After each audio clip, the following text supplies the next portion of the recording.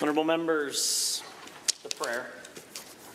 Lord, the God of righteousness and truth, grant to our King, to his government, to members of the Legislative Assembly, and to all in positions of responsibility, the guidance of your Spirit. May they never lead the province wrongly through love of power, desire to please, or unworthy ideas, but laying aside all private interest and prejudice, keep in mind their responsibility to seek to improve the condition of all. Amen. Honourable members, it being the last sitting day of the week, we will now be led in the singing of God Save the King by the Honourable Minister of Environment and Protected Areas. No pressure. God save our gracious King, long live our noble King. God save the King. Send him victorious,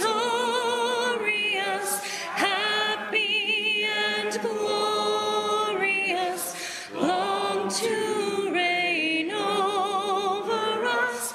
God save the King. Please be seated.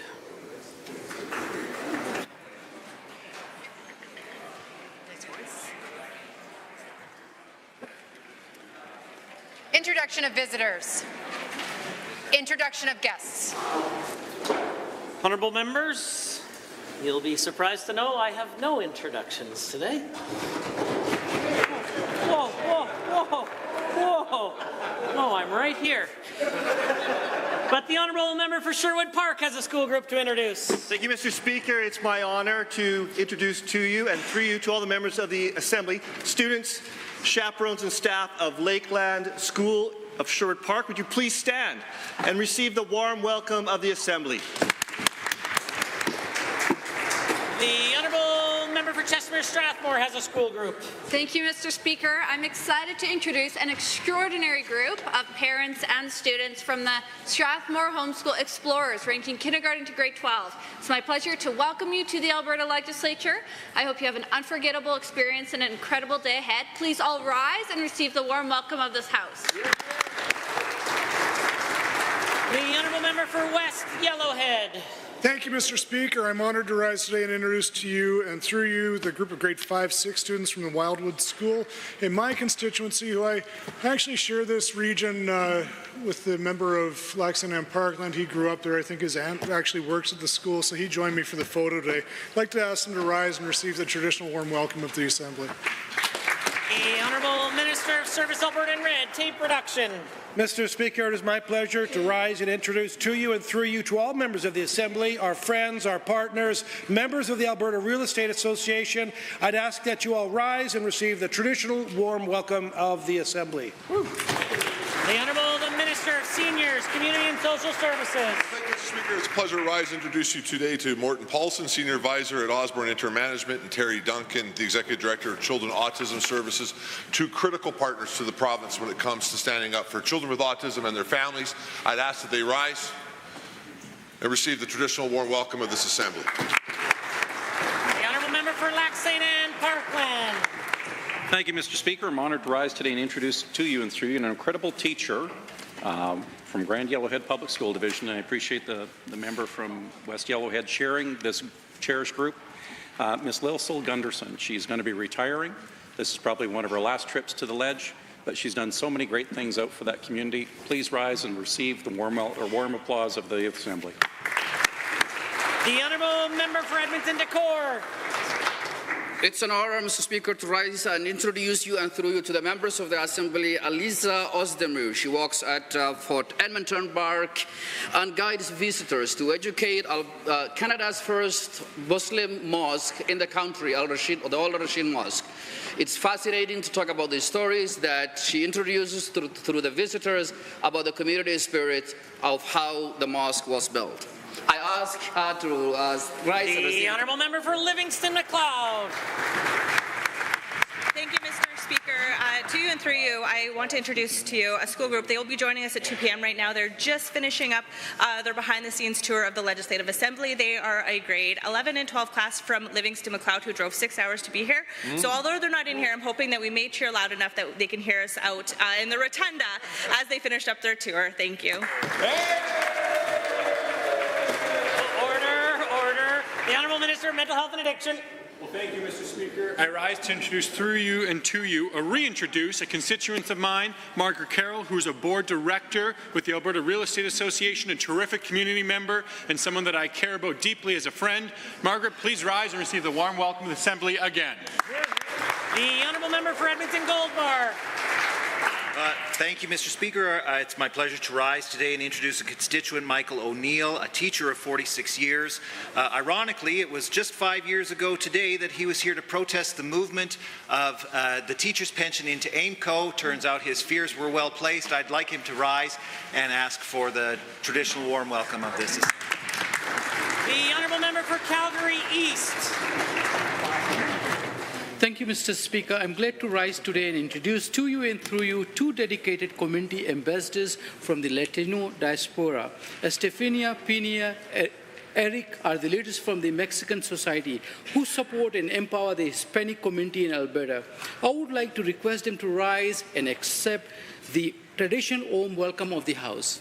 The Honourable Member for Grand Prairie. Excellent. Thank you, Mr. Speaker. I want to introduce to you and through you all members of the Legislative Assembly my guests from the Hindu Temple here in Edmonton, Terrell Nixon and Rahul Patel, as well as Sean Gillis from Grand Prairie Real Estate Association, who is the chair. So please rise and receive the warm welcome of the Assembly. The Honourable Member for Red Deer South is the... go ahead. Thank you, Mr. Speaker.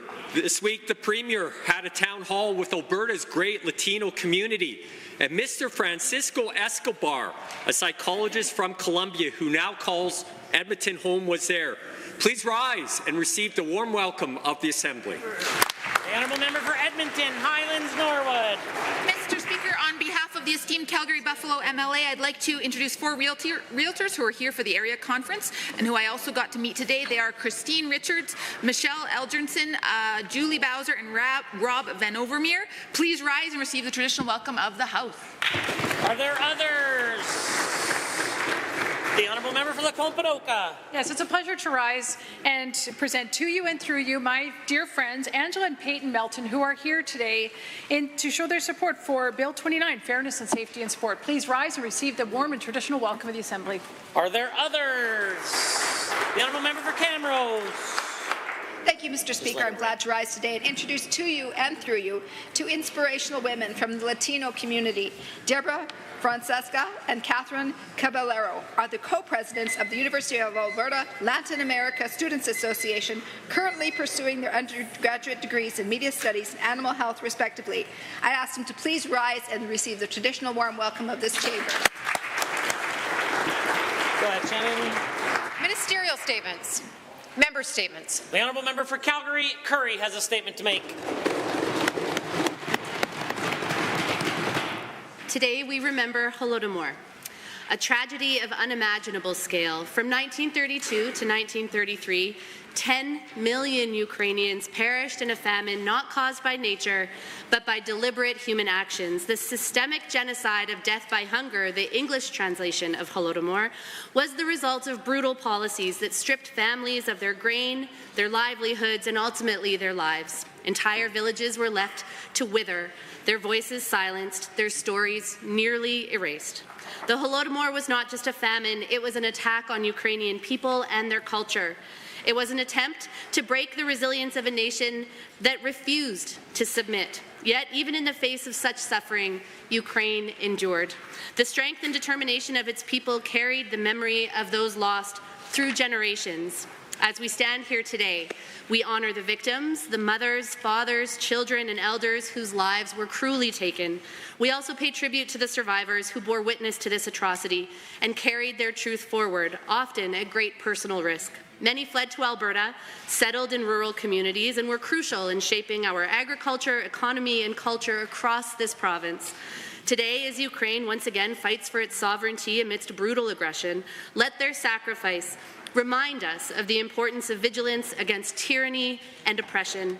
Let it inspire us to defend freedom, human rights, and the dignity of all people. May we never forget Holodomor, and may we commit ourselves to a world where such suffering is never repeated. Thank you. The honourable member for Fort Saskatchewan-Vegreville. Mr. Speaker, it is with deep reverence that I rise today to acknowledge Holodomor Memorial Day, a solemn occasion that takes place on the fourth Saturday of November across Canada and much of the world. The word Holodomor comes from two Ukrainian words, holod for hunger, motov for slow, painful death, which are two cruelties millions of Ukrainians had forced upon them by the Soviet government in the 1930s. In his push to quell Ukrainian identity and force industrialization on the Soviet Union, the dictator Joseph Stalin carried out a campaign of deliberate mass starvation unlike any other in history. By sealing the borders and sending Soviet troops to confiscate food, millions of people living in the breadbasket of Europe were left unable to feed themselves. We may never know the true death toll that was accumulated during those dark months between 1932 and 33. The sheer scale of genocide and the Soviet regime's repression of information surrounding the famine have made it impossible to do anything but estimate the number in millions. As a relative of Ivan Pilipo, one of the first Ukrainian settlers to Canada, the Parliamentary Secretary for Settlement Services and Ukrainian evacuees, also the MLA for Fort Saskatchewan-Vegreville, the constituency with the highest Ukrainian population in Alberta, I consider it a personal duty of mine to keep the memory of this unthinkable tragedy alive. Today we know that despite this act of monumental evil, Stalin failed and Ukrainians' identity was not extinguished. The Ukrainian people have persisted longer than the regime that sought to repress them. Today, Ukraine again faces a threat to its existence from a larger neighbor. Vladimir Putin, hoping to revive the Soviet Union or the Russian Empire, has violated Ukrainian sovereign borders and caused the death of millions of people. On this Holodomor Memorial Day, my thoughts aren't only with those who lost their lives in the famine decades ago, but with the brave men and women fighting for freedom, democracy, and their existence today. Slava Ukraini. The honourable member for Edmonton South. Mr. Speaker, Albertans rely on the CPP to make up their income in their retirement years so they can retire comfortably and with dignity. Albertans trust their CPP. It's been around since the 1960s and praised globally for stability, portability, security, and investment strategies. Albertans are telling us loud and clear that they do not want their CPP touched. They are scared the Premier will gamble away their retirement savings by playing political games, toying with an Alberta pension plan. This fear is becoming a reality by the politicization of AIMCO by the UCP this week. AIMCO is the pension fund manager that manages $170 billion of Albertan assets and likely manager of the proposed APP. Under the UCP, AIMCO underperformed with losses up to $2.1 billion in 2020 alone. A political appointment will not solve this. The new chair of AIMCO, Stephen Harper, was a co-signer of the Firewall letter, which called on the Alberta government to set up its own pension program. And now he'll have the opportunity to decide who, what, where, and how the retirement funds of hundreds of thousands of Albertans will be invested. This Premier is building on the disastrous idea to create an APP. This sends a horrific message to Albertans who are fearful of no longer having a pension if the UCP government gambles their pensions in their pet project. On this side of the House, we'll always stand up to protect the pensions of Albertans from the games and schemes of this UCP government. Hands off our CPP.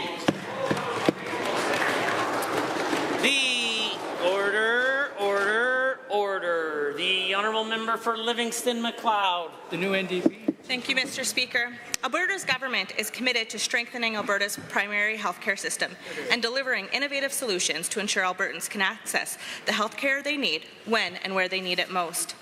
As Parliamentary Secretary for Health Workforce Engagement, I've had the chance to meet with nurse practitioners across the province, and today I'm happy to share some of the updates on the success of Alberta's Nurse Practitioner Primary Care Program.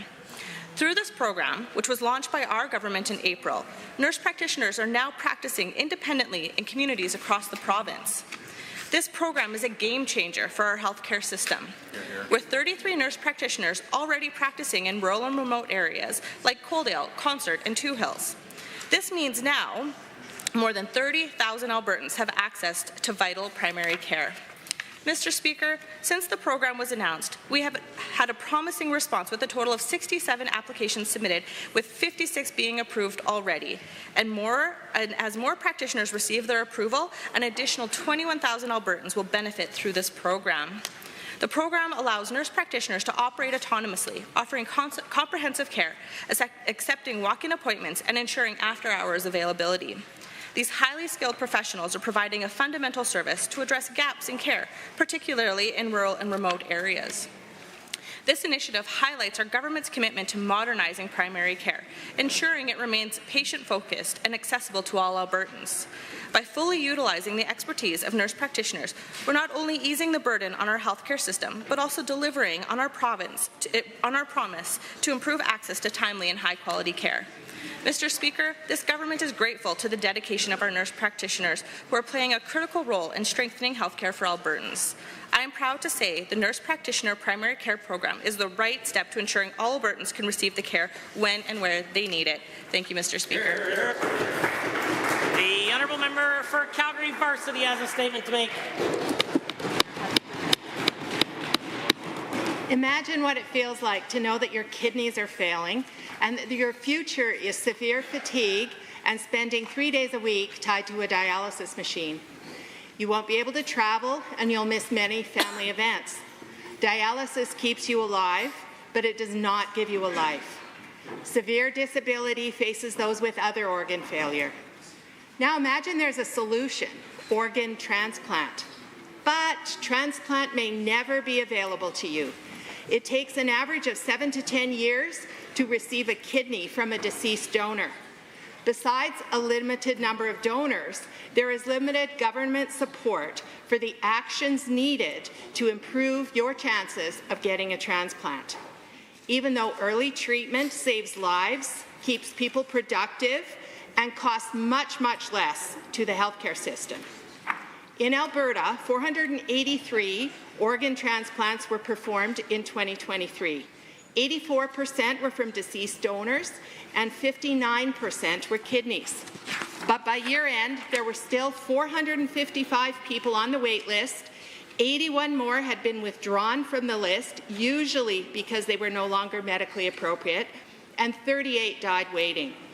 We need to improve access to organ donation.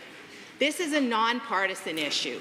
For the well-being of those with failing organs and to reduce the future healthcare costs, we need to invest in organ donation programs, assure donor assessments are rapid, that more potential donors are assessed, and we need to increase public awareness, including the option of living kidney donation.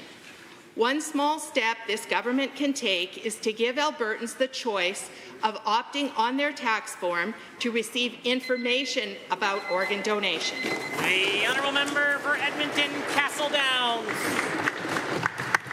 Mr. Speaker, as the Shadow Minister for Tourism and Sport, I have the luxury of witnessing amazing athletes from across our province compete. The Albertans here today who competed for Team Canada are among the best athletes in the world. 34 Albertans represented Canada at the 2024 Paris Olympics, the highest number of athletes from Alberta on Team Canada since 1988 Winter Olympics were held here in Calgary. Olympians and Paralympians demonstrate to the entire province the value of hard work, discipline, and teamwork.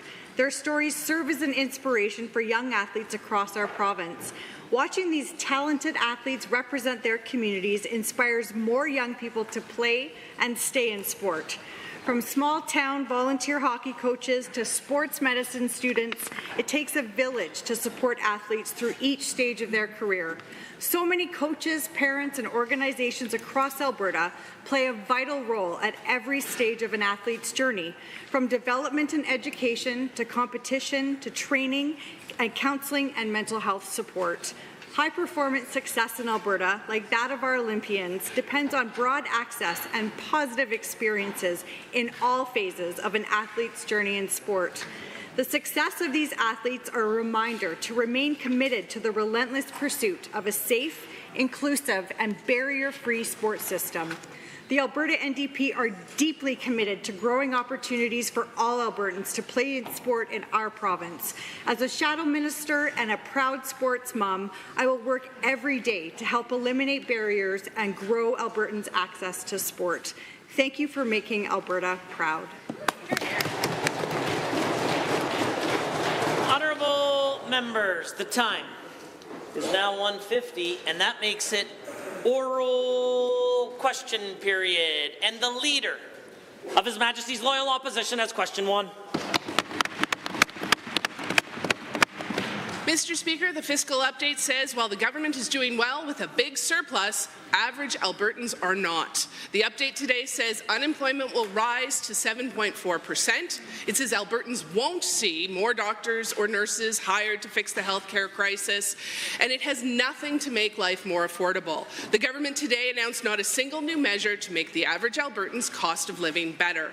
When the government is saying the bottom line is fine, why is the Premier doing nothing to make life more affordable for Albertans? The Honourable Premier. Thank you, Mr. Speaker. I'm delighted to rise and commend the Finance Minister for the prudent work that he's done in managing the budget. We knew at the beginning of the year that there was volatility in oil and gas prices, and we also know that in order to balance the budget, it has to average $74 on the year.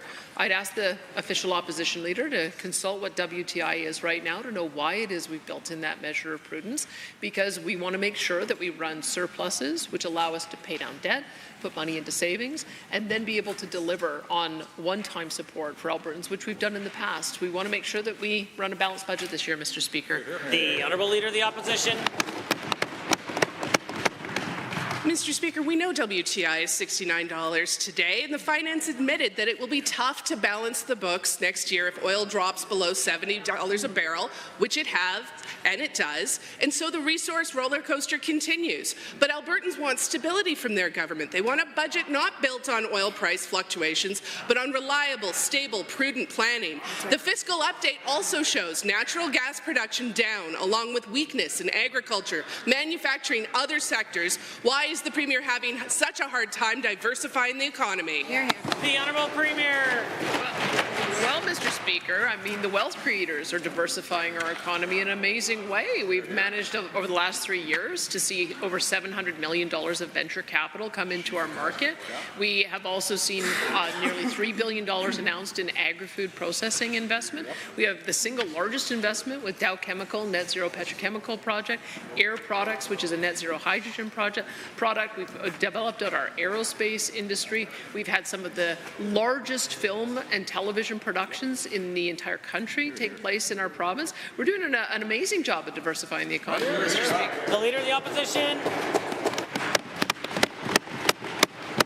What the government hasn't done and hasn't put in their fiscal update is exactly what could happen to Alberta's export markets if the new U.S. administration brings in big tariffs on our agricultural products. Today's update also shows employment growth is now the slowest that it's been since COVID, and unemployment will still stay high. Albertans are tired of high unemployment, highest inflation in the country, lowest minimum wage agenda that this Premier has apparently laid as her economic foundation.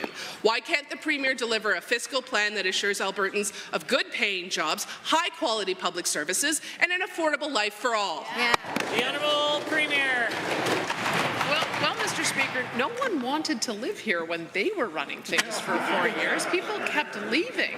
Their energy minister at the time said, go get a job in British Columbia if you can't find one here. That was their job creation plan. Mr. Speaker, in the last 3 years, we have had 450,000 people move to Alberta. We have been the leader in private sector job creation and growth. 100,000 new jobs created year over year. Our industry in the construction field is responding. We've seen year-over-year increases in home builds. We're heading in the right direction, Mr. Speaker. The Honourable Leader of the Opposition for her second set of questions. Albertans don't agree with the direction, Mr. Speaker, because with their $4 billion surplus, the Premier has decided to hand out to their insider friends, Alberta Energy Regulator, large bonuses and pay increases. Yesterday, they very quietly boosted the pay of directors and the chair.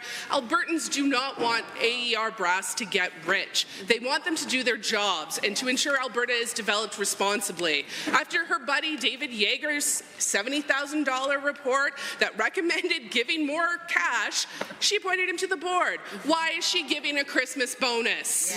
The Honourable Premier. Mr. Speaker, if the members opposite consult the record, you'll see that this is actually an adjustment back to the levels that they were paying when they were in government. And they also should know that 100% of the cost of the Alberta Energy Regulator is paid for by the industry that is being regulated. There are no taxpayer dollars going in to support the AER. In fact, what we're doing is making sure that we're attracting the very best people to return the AER to, I think, its former glory of being the very best regulator of oil and gas, and I think we're going to have some good people as a result. The Honourable the Leader of the Opposition. Better pay should equal better performance, and that's not what Albertans are getting. What they get is an AER board chair filing an expense on July 30th that is mind-blowing. $1,637 dinner. $1,637 dinner. 109 hours, if that was minimum wage, Mr. Speaker. Will the Premier tell Albertans who attended this $1,600 dinner? Why is she giving AER board members double their pay at a cost of tens of thousands of dollars more a year? And why does she think that the board chair deserves a Christmas bonus raise to $174,000 a year? The Honourable Premier. Mr. Speaker, let's remember the AER is a quasi-judicial board that has independence. It has an independent board with an independent director, and they make independent decisions funded independently by industry. If there are issues, it will be dealt with on an internal basis. I don't want the members opposite to give taxpayers the impression that these costs are being funded out of taxpayer dollars. They are not. These are 100% industry levies, and they are going to operate in a way that makes sure that they can do the work that they do of delivering the best oversight on our oil and gas industry. Leader of the Opposition. Newsflash, there are issues. The AER board chair also expensed a $1,000 dinner on March 20th at none other than the Calgary Petroleum Club. The AER picked up grilled squid, 10-ounce ribeye and sirloins, filet mignon, caper butter salmons, roast duck, wild boar bolognese, lots of chocolate cake, and apple arugula salads on the side. Does the Premier agree with the expense policies of the AER and these kinds of incredibly fancy and expensive dinners? And if not, why is she giving the AER chair and board a big Christmas bonus?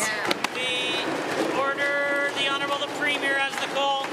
Mr. Speaker, no doubt the members opposite could go and discuss with the industry that is paying the levies to see if they have issues with the head of the AER going to meet them at the Petroleum Club. That seems like the kind of thing that you would expect that a member of the Alberta Energy Regulator would do. As I said once again, Mr. Speaker, you cannot have the same policies for an independent organization that is industry funded versus the very strict rules that we have for public agencies that are government funded and taxpayer funded, Mr. Speaker.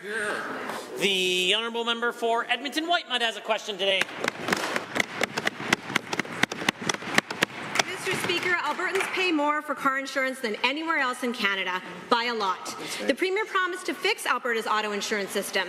But in a stunningly tone-deaf move, her fix is that Albertans will actually pay more for car insurance, a lot more, 7.5% more next year and 7.5% more the year after. Adding insult to literal injury, the Premier has removed the ability for Albertans to access full compensation for their injuries.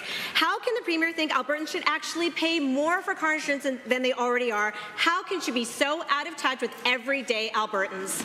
The Honourable Minister of Finance. Mr. Speaker, I don't think everyday Albertans or the opposition, I don't think anybody that's thinking about this can believe that we can change the system without actually changing the system. The system is broken. That is very clear. The rates that are being charged do not cover the actual costs of the system. We have things like profit provisions at the rate board. We're able to watch the profit of insurance companies. Currently, there's one profitable insurance company left in Alberta. 2 have already left. Likely more will. We're going to have short-term reform moving towards longer-term reform. I'll tell you more today. Member for Edmonton Whitemud.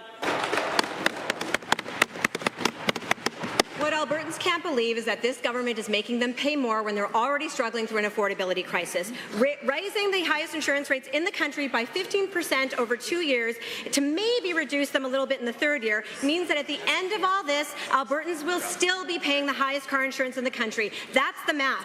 The UCP scrapped the NDP's insurance caps, forcing Albertans to endure massive premium hikes year after year on top of soaring costs for groceries, housing, and utilities. Bringing in the only private no-fault industry in the country, well, that's a recipe for a UCP disaster. Whose interest is the government serving this time? Because it's not Albertans. Yes. The Honourable Minister of Finance.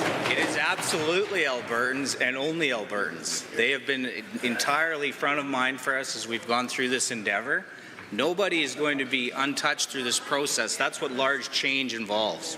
So we've done consultation with the medical community, the brokerages, the insurance companies, the legal community, and Albertans at large through a large survey, and that's front of mind for us. I can't wait to do the announcement this afternoon where people will see the changes that are going to come short-term and long. I can assure you that insurance companies will not be made whole through this process. The Honourable Member. It's hard to believe that the Minister of Finance can't wait to tell Albertans that they're going to be paying more for car insurance. A woman on ACE shared with me that she's living on $1,800 a month, spends $1,200 on rent, leaving just $600 for groceries, utilities, and everything else. Now the UCP is telling her that she'll have to pay another $450 for the next 2 years for car insurance, with more increases to come. Not to mention, of course, that the UCP is quietly giving themselves permission to de-index her ACE. It feels like the cost of living crisis is a joke to the UCP. Decreasing benefits and increasing costs are the actions of a government that is not listening to Albertans. Will the minister just admit that they're not even pretending to try anymore? The Honourable Minister of Finance. Mr. Speaker, we could have kept plodding along, attempting to tweak at the edges a system that was broken. That's not what we're going to do. We can't do that for Albertans. We have the 2nd highest auto insurance rates in the country, behind only Ontario, and that's artificial because of the caps that are in place. So we have to make a choice right now to find a way to take material costs out of the system so that we can get to savings in 2027. If we don't do that, we will either have to raise the caps completely, build a public insurer, and then fill it full of money like BC had to. The Honourable Member for Edmonton Rutherford has a question. Mr. Speaker, as a newborn, I was apprehended from my 17-year-old mother who fought to get me back out of the system. I adopted my oldest daughter when she aged out of care at 18. She's now 33 years old. We are both thriving because we have family who love us. The child advocate told us that 47 children will never have a chance to have a loved family because they have died. These are not numbers or a trend. They are our loved ones who we mourn. Will the minister acknowledge that the government has systemically and is systemically failing our children and our families? The Honourable Minister of Children and Social Services. Well, thank you so much, Mr. Speaker. And again, just to the member's question, my heart goes out to any of the families that are affected by the loss of one of their children. Mr. Speaker, as a Minister of Children and Family Services over the last 14 months, we've been working very hard with First Nations leaders and communities to look for ways to increase those cultural connections and those family connections, Mr. Speaker, because we realize that those one-on-one relationships that can come about from a loving kinship care provider or from a parent are important. They lead to the lifelong ambitions for children. Mr. Speaker, we're doing our best to help support these children in care. Honourable Member for Edmonton Rutherford. Katie loved visiting with her family. She was learning the alphabet when she died at 23 months old from fentanyl and methamphetamine toxicity poisoning. Her mother has been charged with her passing. Gage was sweet, smart, gentle, curious toddler who loved to laugh and play, but at 18 months died from blunt force trauma.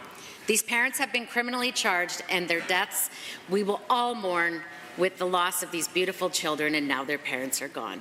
Will the minister tell us how he will invest in supporting parents with at-risk families to prevent these kinds of tragedies from ever happening again? The Honourable the Minister of Child and Family Services. Well, thank you so much, Mr. Speaker. Mr. Speaker, we're working very hard with First Nations communities throughout the entire province to ensure that Indigenous children receive the benefits from cultural and family connections. Mr. Speaker, providing those culturally appropriate prevention and early intervention services through our family resource networks, they help families stay together, Mr. Speaker. We know that these are having a positive impact on children throughout the province. We're recruiting and training kinship care providers and staff, and ensuring that contracted child intervention services are culturally responsive to support our Indigenous youth. The Honourable Member. Speaker, anyone who reads the Advocate's heartbreaking report will see that the system needs to change. The government reduced the eligibility of financial supports from children aged 24 to 26, removing 2 years of support. We support the Advocate. The minister instead accused us of wanting to keep these children in bondage. Mr. Speaker, on this side of the House, we are trying to keep these children alive. Yes. Will the minister commit to accepting the Advocate's recommendations? The Honourable Minister. Mr. Speaker, we work with the OCYA and looking forward to implementing the recommendations. Since 2013, CFS has implemented 105 of the 111 recommendations that have come before our ministry. Mr. Speaker, we know that these are making a positive difference for the lives of so many children. I just want to correct the record as well, Mr. Speaker. There are soft supports that remain in place for children aging out of care after the age of 22. We have some supports, Mr. Speaker, that actually go to the age of 31, Mr. Speaker. So we're going to continue to have those conversations, look at investing into children at an earlier age to ensure that they're more resilient and able to help cope as they progress into adulthood. The Honourable Member for Sherwood Park. AIMCO's staff gathered for a meeting 2 weeks back. Things turned joyless quickly, and not because of AIMCO's financial returns, but because the Minister of Finance showed up, fired the CEO and other executives. Then the Minister joined the other 170 remaining AIMCO staff and told them he had taken over the Crown Corporation and put himself in charge of it all. To the Minister, what message did he intend to share with the staff of AIMCO with his radical new type of governance? The Honourable the Minister of Finance, the President of Treasury Board. Mr. Speaker, I don't know if the member was watching the news, but I'm no longer on the board of AIMCO. That came out yesterday. I'm proud to welcome our 22nd Prime Minister, Stephen Harper, as the new board chair.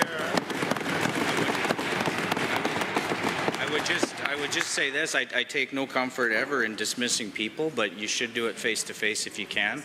And I felt it warranted to notify the staff that was there that was going to be, they were appreciated. It was going to be a reset of a mandate, and that we need to continue being professional and working in the best interest of all Albertans. The Honourable Member for Sherwood Park. Given that pension plans are set up to deliver on a promise of a reliable income for workers when they retire, given that workers fund their own pensions along with their employers, so these are their assets and not the government's, and given that taxpayers are not on the hook to fund workers' pensions, and the government does not backstop pension plans, does the minister know funds managed by AIMCO are not government money to be controlled? The Honourable Minister of Finance. Mr. Speaker, I certainly do know that, and I can assure you that the incoming board chair does as well. AIMCO is there to invest on their behalf after they heed their guidance about the type of risk rating they want to take, what they think they need to invest in to keep their pension funds fully funded. So they're there to invest on their behalf and offer the products they need to meet the goals that they have. That's the relationship, and that's what will continue. For Sherwood Park. Given that Stephen Harper has been advocating since he signed the firewall letter in 2001 to have Alberta withdraw from the Canada Pension Plan, given that Harper approached this government months ago about taking over as chair of AIMCO, given that you are messing around with people's retirement savings plans and ultimately their opportunity to retire, will the minister explain to Albertans why he put a politician in charge of the retirement savings. Albertans have told you before, and we'll tell you again, hands off our CPP. The Honourable the Minister of Finance. They're so choreographed today, Mr. Speaker. It's cute. But no, I would say that it's well known that Prime Minister Harper was one of the authors of the firewall letter, but I'd let everyone in the House know that he did a couple things after 2004 too, like lead a G7 country through the Great Recession in better shape than anyone else. I certainly wouldn't want to besmirch anyone's reputation in this House, and certainly not his, Mr. Speaker. I think he's a great Albertan and a proud Canadian. I think we're lucky to have him. He has a stellar international reputation, and people want to work with him. The order, the Honourable Member for Grand Prairie has the call. Well, thank you, Mr. Speaker. I would like to thank the Honourable Minister of Finance for providing the second quarter update today that prioritizes fiscal responsibility while caring for the needs of our province. Over the past 3 years, Mr. Speaker, we have welcomed more than 450,000 people who have embraced the hardworking, can-do attitude, the entrepreneurial spirit, and community-minded values that define Alberta.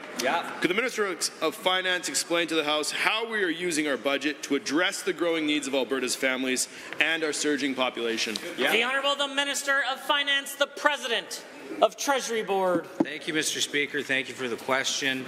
What we did announce this morning was our Q2 update, so where we sit in the first half of the year.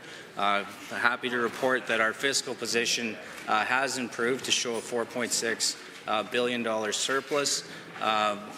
Because of a strong economy, improved sensitivities around natural resources. As far as what we've spent it on so far this year, largely health, social services, and education to deal with the population surge, and also a large chunk of the contingency on dealing with disasters and wildfire, including Jasper.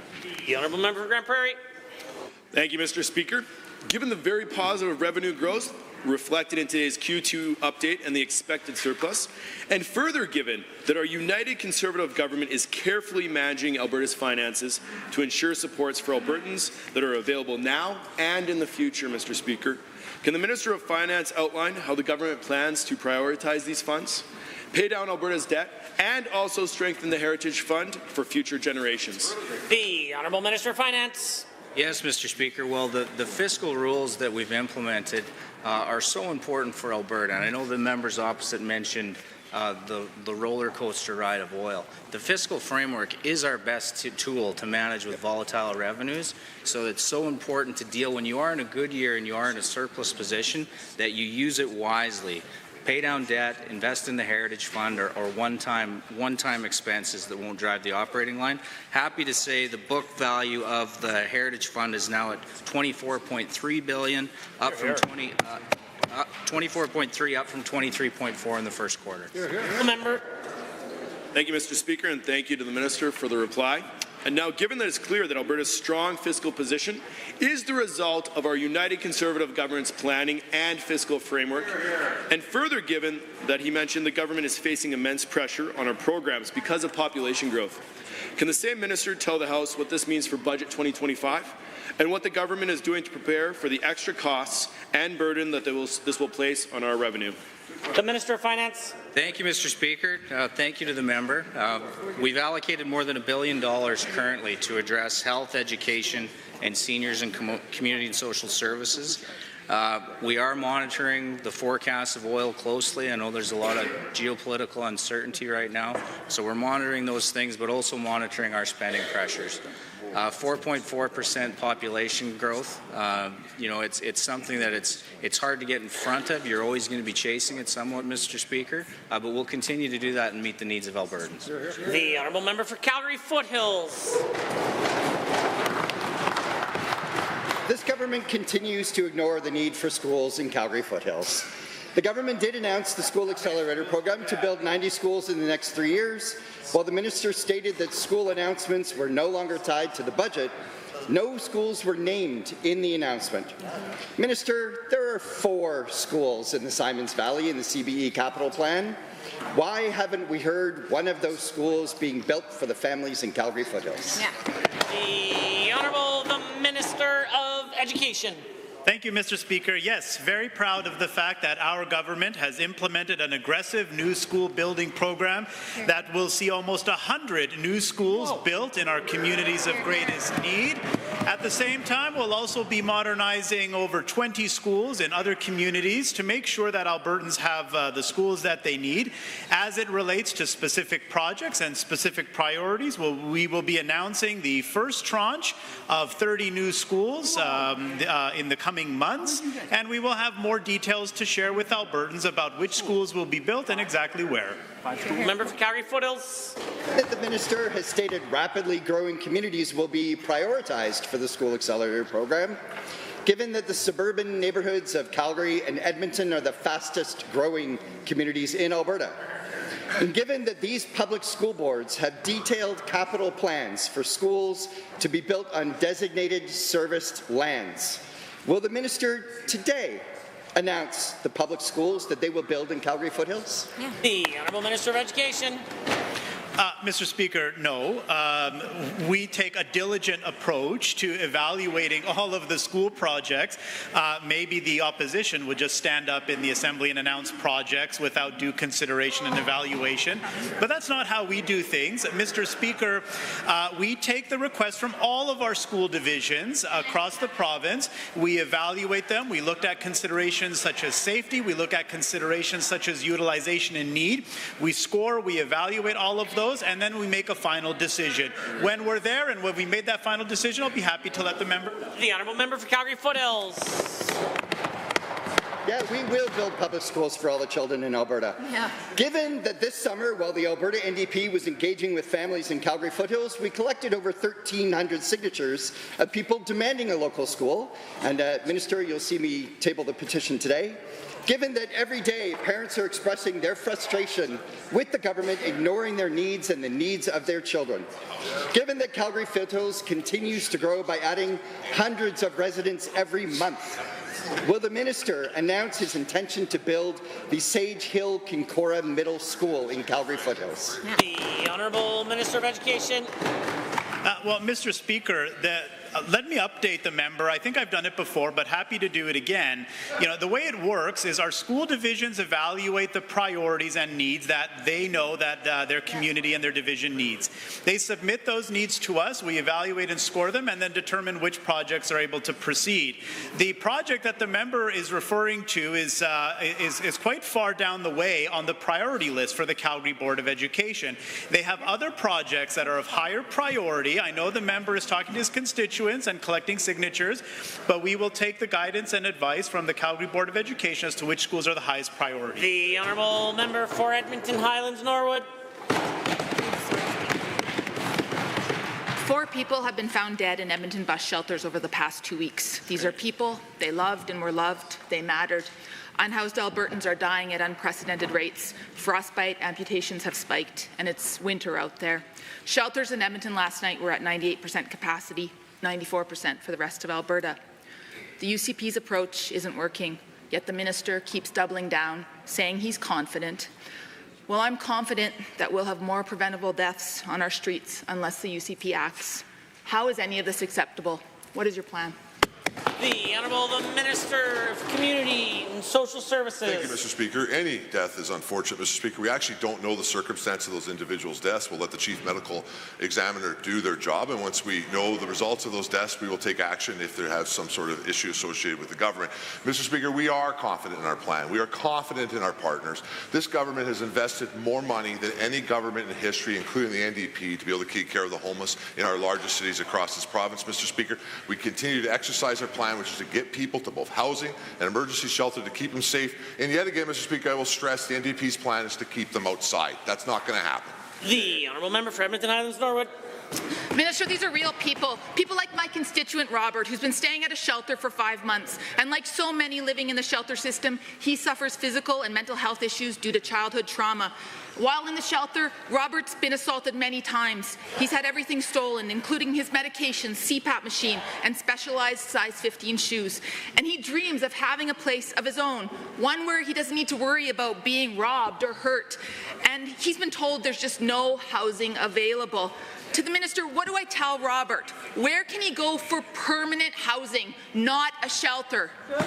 The Honourable the Minister of Seniors, Community and Social Services. Well, Mr. Speaker, the very first thing we need to have stop is the NDP misleading Albertans. The reality is, Mr. Speaker, that our shelter system has secure places for people's property, that our shelter systems have security, that the hardworking men and women who work each and every day in those shelter systems to keep care of the poor deserve better than that member and the official opposition continuing to stand in this chamber and cast doubt on the hard work that they do, Mr. Speaker. The reality is this. Our shelter system is safe, it is available for people, and it will be there for care for people, Mr. Speaker, and we will continue to invest in housing at the same time, Mr. Speaker. The Honourable Member for Edmonton Island Norwood.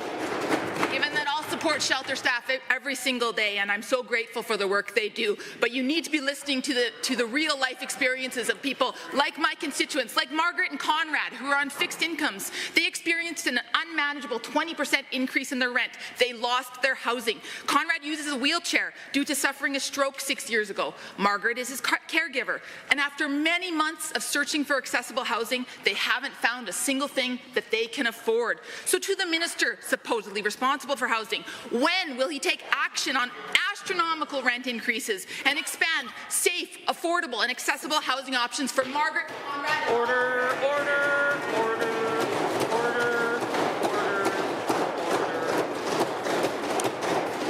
While the Speaker is very sympathetic to the constituents in which you represent, I do think that it's important that the question is phrased in such a manner that it confines with the rules of the Assembly. The Honourable Minister of Seniors, Community and Social Services. Mr. Speaker, this government, under the leadership of this Premier, has taken action on affordable housing from very day one of her leadership, Mr. Speaker. That is why we see record-breaking construction levels when it comes to housing. That is why we see purpose-built rentals increasing. That's why we see an unprecedented investment of $9 billion to create 82,000 more affordable houses and households across this province, Mr. Speaker. That's real action. When the NDP was in power, they saw affordability wait lists go up by 74%, Mr. Speaker, and they built under 1,000 affordable houses. We built that many this month, Mr. Speaker. The Honourable Member for Leduc Beaumont. Thank you, Mr. Speaker. A top priority for our UCP government is ensuring all Albertans have access to housing that meets their needs. Last week, our government announced a new online portal called Stop Housing Delays that will allow developers, municipalities, and other housing partners to report red tape and unnecessary home building delays. Can the Minister of Seniors, Community and Social Services please tell the House how the portal will help remove barriers so Alberta can continue building homes at a record pace? The Honourable Minister of Seniors, Community and Social Services. We heard loud and clear from industry that builds homes that the red tape that was put in place underneath the NDP government and created a situation where we were short 120,000 market houses underneath their leadership, Mr. Speaker, created an untenable situation. So this government focused on reducing that red tape, working side by side with industry, and have increased residential construction rates in our province by 34%. The new portal, Mr. Speaker, will create another avenue into government to communicate where more of those red tape blocks are happening either from our government or from municipal governments or other organizations, so we can continue to take action and create more homes in this great province, Mr. Speaker. The Honourable Member for Leduc Beaumont. Thank you, Mr. Speaker, and to the Minister for that answer. Given the importance of eliminating housing delays and the large number of factors that cause them, and further given that these factors may be the responsibility of different ministries, can the same minister please tell the House what measures are being implemented to ensure complaints are directed to the appropriate area of government so that meaningful solutions can be found? The Honourable Minister. Mr. Speaker, we'll be using the same format we used that was put in place by the Honourable Minister of Red Tape to be able to make sure that we could reduce red tape across government when it comes to the information that we receive through the portal. We will then take action and or communicate with the appropriate level of government where action will have to be taken. We are confident that this will continue to be able to expand the great work that we've done, Mr. Speaker, which has already resulted, get this, Mr. Speaker, this year alone, 10,000 more apartment units in this province, Mr. Speaker, and we're seeing it work. Rent in Calgary, for example, just went down by 2.7%. The Honourable Member for Leduc Beaumont. Thank you, Mr. Speaker. And to the Minister, Given that a key part of maintaining the Alberta advantage is our government's commitment to keeping the dream of home ownership alive, and given that increasing housing is the best way to stabilize costs and make housing more attainable for Albertans, can the minister please update the House on the progress Alberta has made in increasing our housing supply? Minister. The honourable member is correct. The number one thing we need to do about maintaining affordability in our housing market in this province is to continue to increase supply. As I said, Mr. Speaker, we've increased supply by 34% in the residential construction industry this year alone. That is a record. The next time it was even close to this was 1979. The number one thing, though, Mr. Speaker, that we have done is we have rejected the NDP's plan to bring in rent control that would collapse this industry, Mr. Speaker. And I want to point out the only provinces that have done that have seen their rental stock go down, their rents go up, more people be homeless, Mr. Speaker. Not this province. We continue to break records each and every month. The honourable member for Edmonton City Centre. Mr. Speaker, it used to be that when Albertans fell victim to crime, they had the comfort of knowing supports were available from people they knew in the community they lived in. But now that's gone, thanks to the UCP's decision to strip funding from local organizations who've done this work for decades in favor of regional hubs. We received reports that after a recent fatal motor vehicle accident near Westlock, victims and witnesses needed support. But when police called the minister's new 24-hour support intake, they were told there was no one available. To the Minister of Public Safety, what do you have to say to these victims who needed help but couldn't get it because you broke the system? The Honourable the Minister of Public Safety and Emergency Services. Thank you very much, Mr. Speaker. And I want to thank all those folks that are out there helping victims of crime and victims of tragedy. That's precisely why that we reorganized the system whereby we provide consistent funding throughout the province of Alberta, that we make sure that there is predictable and sustainable funding. And I can tell you that we certainly have support from many jurisdictions all throughout this province to make sure that victims of crime and victims of tragedy are getting the resources they need. Certainly, if he has an example of somebody who is not, we'll make sure that we address that. The honourable member for Edmonton City Centre. Given we've also received reports that following a domestic violence incident in Westlock, a mother and her one-year-old child were left by the side of the road, and given that police called Victim Services Regional Hub, who said they'd engage Victim Services in Slave Lake, but given that the woman needed formula for her child, stores were closed, she had no way to get to Slave Lake, police had to drive her there, taking an officer away from Westlock for 3 hours. To the Minister, last month in an op-ed, you promised victims of crime or tragedy that your government would be there regardless of where they lived. 1 month later, what do you have to say to this mother and her child? The Honourable Minister.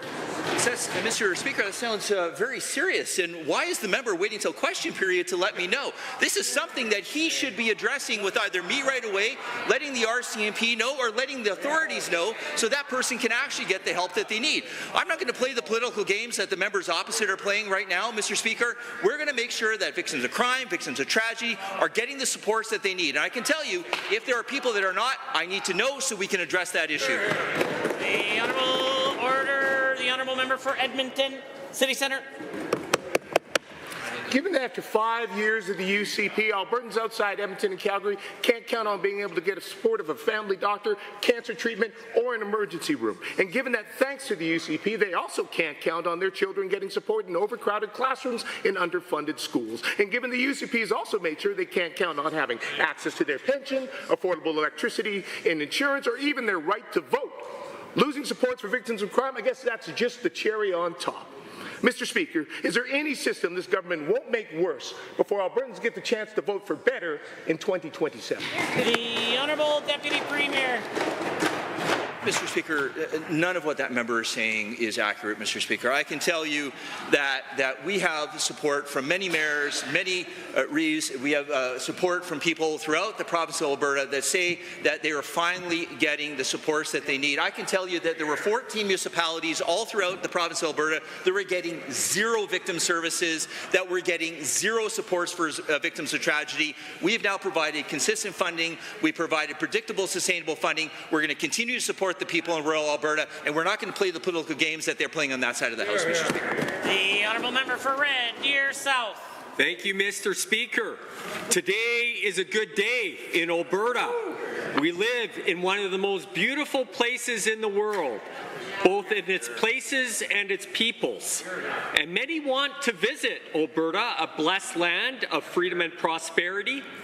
Tourism is big in Alberta, producing billions in visitor revenues, producing more than 260,000 jobs.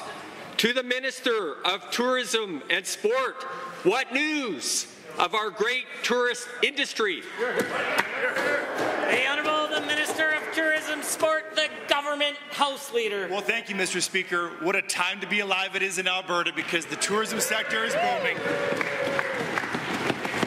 Mr. Speaker, in 2023, we saw $12.7 billion of visitor spend in this province, $3 billion of which came from international visitors, Mr. Speaker. That's a 20% increase because we're doing things right and our plan is working, Mr. Speaker. This record-setting year is a result of the hardworking entrepreneurs and the amazing people developing product and our partners who are bringing visitors into Alberta from around the country and from around the world. We're going to continue to show that Alberta is the best place to live, to play, and to visit. The Honourable Member for Red Deer South. Given Alberta's government has a super big goal for tourism to reach $25 billion in visitor spending by 2035, and given we just met with the industry at their annual Tourism Industry Association dinner, and given these subject matter experts have many insights for how tourism in Alberta can compete and excel, to the Minister, what say ye of how we are working with our tourist industry experts to reach this goal? The Honourable Minister of Tourism Sport. Well, Mr. Speaker, dare I say it's super duper to be in Alberta right now, What we're doing is we're listening. We joined the people at the Tourism Industry Association of Alberta dinner the other night with the Premier, and we spoke to them about the plan we have going forward, and we listened to what they want to see for the future in this province. One thing that's really important, Mr. Speaker, is four-season resorts. We've heard it from Albertans. They want to explore more of their backyard. We've heard it from Canadians, and we've heard it from international visitors. Everybody wants more Alberta, and Mr. Speaker, we're going to give it to them. The Honourable Member. Given that sports tourism is very big, driving major sporting events and sports fans across the world, and given that fans to major sporting events benefit local businesses and support upgrades to infrastructure, and given that Alberta is a great destination for sporting events and fans, and given it is good to see super duper Alberta athletes, to the Minister, what news of how we are supporting more sports tourism in Alberta? The Honourable Government House Leader. Thank you, Mr. Speaker. Well, Alberta has a rich history in sports and sport tourism, and that's why we continue to invest in bringing world-class attractions and events right here to the province of Alberta. We invested in the Canadian Founders Rodeo and saw record attendance, over $30 million of economic driving, and 5,500 jobs, Mr. Speaker. We also hosted another 20 more national and international sporting events through the Major Sporting Events Grant. And Mr. Speaker, all this drives interest in our province. All this drives people to come here, watch sporting events. And today, it's great to have some of Alberta's best right in the chamber and in the gallery as we welcome Olympians and Paralympians from around Alberta representing us on the international stage.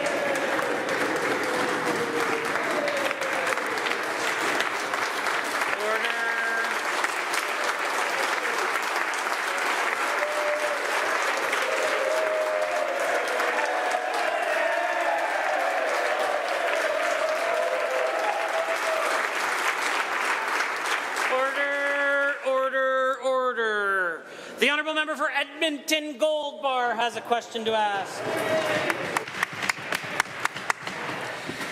It sure pays to be friends with this government, Mr. Speaker. Yesterday, the Minister of Energy quietly hiked the salaries at the AER. The chair now makes a very big $174,000 a year, and the board members now make a super-duper $112,000 a year. This government had no problem hiking utility bills, auto insurance rates, income taxes, gas taxes, and more, Mr. Speaker. And who can forget the Jobs Minister, who was cheered on by his colleagues when he refused to support minimum wage increases? Can the minister please explain to this House why people he puts on boards get big fat raises while Albertans pay more? The Honourable Minister of Energy. Yes, it is true, Mr. Speaker. The industry is paying for the AER and all the raises that all the AER board members are receiving. We think it's fair that they should receive a competitive salary and wage for the time they put into what is a very important subject, Mr. Speaker. The oil and gas industry in Alberta last year brought in $183 billion. Wow. It's huge, Mr. Speaker. It pays for schools and hospitals and all sorts of infrastructure that people love. But, Mr. Speaker, there's no taxpayer money in that. It's for the AER, paid for by industry. The Honourable Member for Edmonton Goldbar. Well, given that if the minister bothered to read his budget, he would see a line item for $231 million that he pays out to operate the AER. And given that Chief Hearing Commissioner got a pay increase from $248,000 to $258,000 this year, and given that the government ran on making life more affordable, only they forgot to mention that it's only for their best friends, can the minister explain how on one hand he says that minimum wage earners work enough, but AER board members need a big fat pay raise? The Honourable Minister of Energy.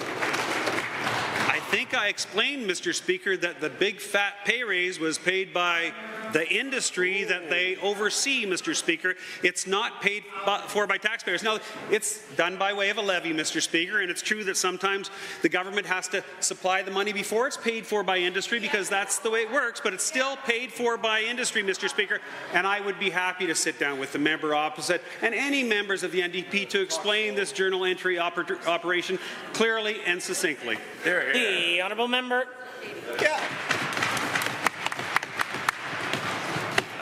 Given that the minister spent $20 million more than he took in from the industry to operate the AER last year, and given that Alberta has the lowest minimum wage in Canada at $15, why does the minister think that his chair and board members need a salary equal to 6 times the minimum wage, while minimum wage earners get nothing? The Honourable Minister. As I mentioned, Mr. Speaker, these salaries are competitive. In fact, I would suggest they're less than competitive. They're at the same rate that the NDP were paying some 7 or 8 years ago, Mr. Speaker. These people do very important work for the people of Alberta, Mr. Speaker, and it's paid for by the industry that they oversee. Now, Mr. Speaker, I can't think of a better thing for the taxpayers of Alberta than the way we are managing this particular file. It's being done properly, Mr. Speaker, and it's done in the best interest of Albertans. The Honourable Member for Banff, Kananaskis. Thank you, Mr. Speaker. The new Alberta Nature Strategy will recognize and communicate the value of nature and the importance of biodiversity. But Alberta already has a biodiversity framework. The Nature Strategy will recognize our dependence on a healthy environment. But we already have regional land use plans designed to do that. We just haven't completed or implemented them.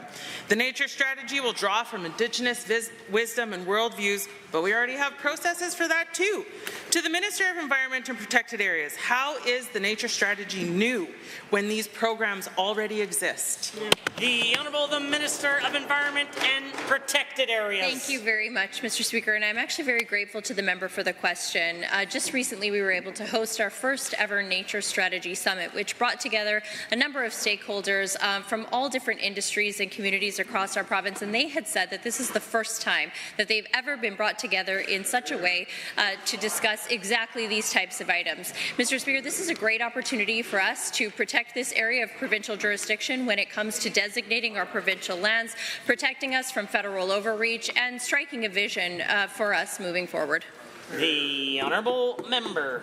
Well, given that the stakeholders that I spoke with that were at that consultation didn't actually think it was that meaningful or effective, given that the Nature Strategy is meant to respond to global biodiversity interests and replace the federal Nature Strategy, given that the federal Nature Strategy emphasizes the efforts of all Canadians across political lines and jurisdictions to address biodiversity loss and climate change, given that the Minister of EPA is using this nature strategy as another excuse to pick a fight with Ottawa rather than advance environmental protections in collaboration with all?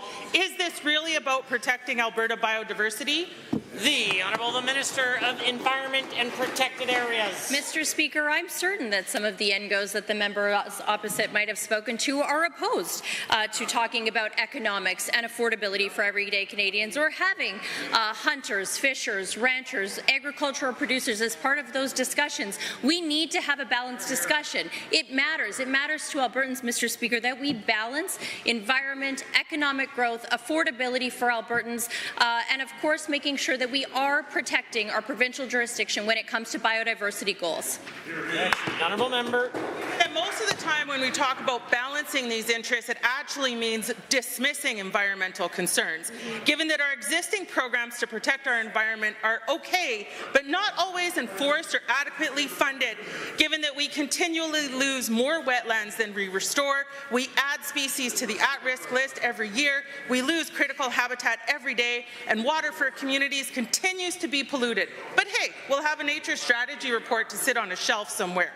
Given that from where I sit, it appears the minister's lack of on-the-ground action is actually the biggest risk to protecting Alberta's environment, where is the Honourable Minister of Environment? Mr. Speaker, unlike the members opposite, we are proud of our province. We are leaders in conservation while we continue to be a beacon of hope and a place that people continue to choose to call home and grow their businesses in all of our major industries, Mr. Speaker. We are leaders in conservation. More than 60% of our lands are public lands, and a large portion of these lands make up working landscapes used by farmers, by ranchers, and conservationists who have helped us steward our environments for decades and will continue to help us steward our environments for decades yet to come. The Honourable Member for Calgary East has a question. Thank you, Mr. Speaker. Our universal, accessible, publicly funded health care is highly regarded in the world. As the government works to enhance health care, Albertans deserve access to high-quality and timely, equitable medical services. To the Minister, how will refocusing health care in Alberta intend to reduce wait times in the emergency rooms and speed up the treatment of the most serious cases? Good question. The Honourable Minister of Health has risen. Thank you, Mr. Speaker. Refocusing Alberta's healthcare system will ensure that all Albertans have access to the most effective care and frontline service delivery. Mr. Speaker, we recognize long wait times at emergency departments are not acceptable. Speeding up access to care, particularly with primary care, and decreasing emergency department wait times continues to be one of our top priorities, and it is a key element of refocusing healthcare. We'll continue to add more frontline staff and make necessary changes so that we can further bring down wait times right across the province, Mr. Speaker. The Honourable Member for Calgary East. Thank you, Mr. Speaker and Minister.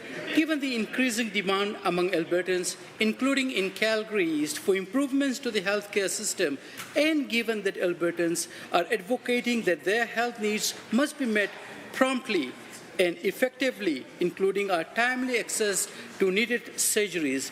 To the same Minister, what measures have been implemented to reduce wait times for surgeries in Alberta? Minister of Health. Mr. Speaker, our government is committed to bringing down those surgery wait times and having more surgeries done in clinically approved timeframes. Budget 2024 is investing $305 million in Alberta surgical initiatives to support 310,000 surgeries in the 24-25 fiscal year, and we have $313 million over 3 years allocated towards renovating and adding operating rooms and centres right across the province. We're also utilizing our chartered surgical facilities, adding more than 6,000 orthopedic surgeries this year and more to come. The Honourable Member.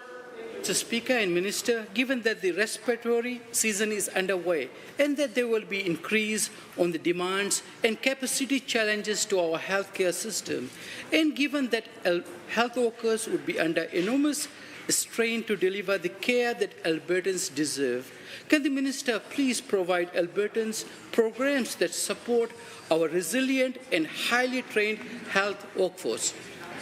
The Minister. Thank you, Mr. Speaker. And we're very proud of our workforce. They're doing a tremendous job, particularly under strain.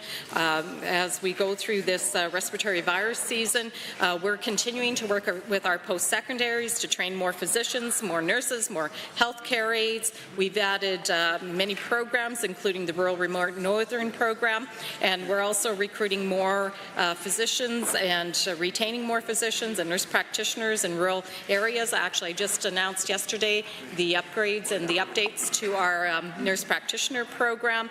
We also have the new rural and remote bursary program for family medicine resident physicians. We've got many programs. Honourable members, this concludes the time allotted for oral question period. I understand that on a very rare occasion, there may be some consent amongst members for a request from unanimous consent. It's even rarer to do it during the daily routine, but perhaps we'll make the exception. I appreciate that, Mr. Speaker. I do rise to request unanimous consent of the Assembly to revert back to introduction of guests. Members, this is a request for unanimous consent. I will ask only one question. Is there anyone opposed? If so, indicate now. Unanimous consent has been granted. The Honourable the Government House Leader has an introduction. Well, thank you, Mr. Speaker. It is my distinct honour to rise and introduce to you and to all members of the Assembly sitting in the gallery Alberta's 2024 Olympic and Paralympic athletes. This past summer in Paris, on the world's biggest stage, they showed us the power of sport and its ability to bring people together. Today, we express our pride and our gratitude for their achievements. These outstanding people are more than just athletes. They're role models, ambassadors, and the sources of hope for communities across our province. They inspire us to dream bigger, work harder, and believe in the extraordinary. I want to invite them to rise and receive the traditional warm welcome of this Assembly, please.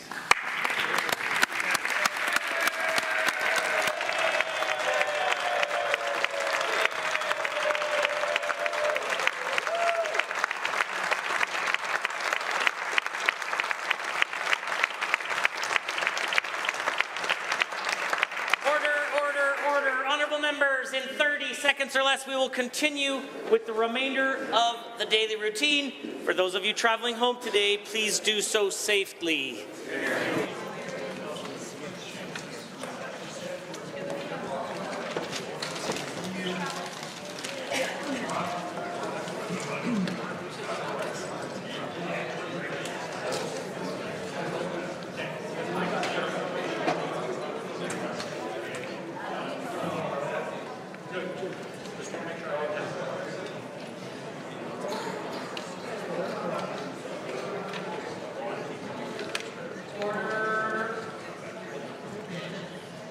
Presenting reports by standing and special committees. Presenting petitions. The Honourable Member for Calgary Foothills has a petition. Thank you, Mr. Speaker. I present today to the House this petition of 1,300 signatures gathered over the summer at events in Calgary Foothills, demanding the Sage Hill Concora Middle School in Calgary Foothills. Notices of motions, introduction of bills, tabling returns and reports. For Cypress Medicine Hat has a tabling. Thank you, Mr. Speaker. I rise with 5 copies of an article calling out, again, the federal government's gun grab as nothing but a red herring and the biggest confiscation of property. Are there other tablings? Ooh. Seeing none. Tablings to the clerk. I wish to advise the Assembly that the following document was deposited with the Office of the Clerk on behalf of Honourable Mr. Horner, President of Treasury Board and Minister of Finance, pursuant to the Provincial Judges and Applications Judges Registered and Unregistered Pension Plans Regulation. Provincial Judges and Applications Judges Registered and Unregistered Pension Plans 2022-23 Annual Report. Deferred divisions. Honourable members, there was no points of order and a gold star for everyone. Orders of the day. Orders du jour. Government motions. Motion number 51, Honourable Mr. Scow. The Honourable the Deputy Government House Leader. Well, thank you, Mr. Speaker. On behalf of the Government House Leader, I'd like to move motion 51, which reads as follows. Be it resolved that pursuant to Standing Order 4 sub 1 and for the duration of the 2024 fall sitting. For the first session of the 31st Legislature, the Assembly shall meet on Monday, Tuesday, Wednesday evenings for the consideration of government business unless the government House Leader notifies the Assembly that there shall be no evening sittings that day, or by providing notice under notices of motion in the daily routine or at any time prior to 6 p.m. Honourable members, the Honourable Deputy Government House Leader has moved Government Motion number 51. This is not a debatable motion pursuant to Standing Order 4.1. Having heard the motion as proposed by the Deputy Government House Leader, all those in favour of the motion, please say aye. Aye. Any opposed, please say no. In my opinion, the ayes have it. That motion is carried and so ordered. Committee of the Whole.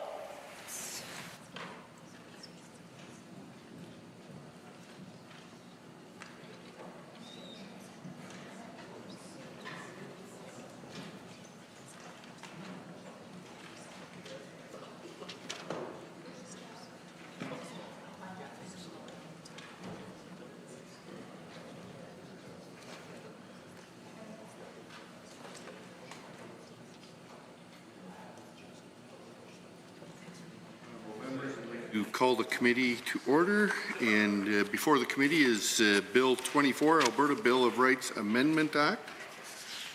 Are there any members wishing to speak to the bill? I recognize the member from Bonnyville Cold Lake. Thank you, Mr. Chair. I stand today to introduce an amendment to Bill 24 to the House.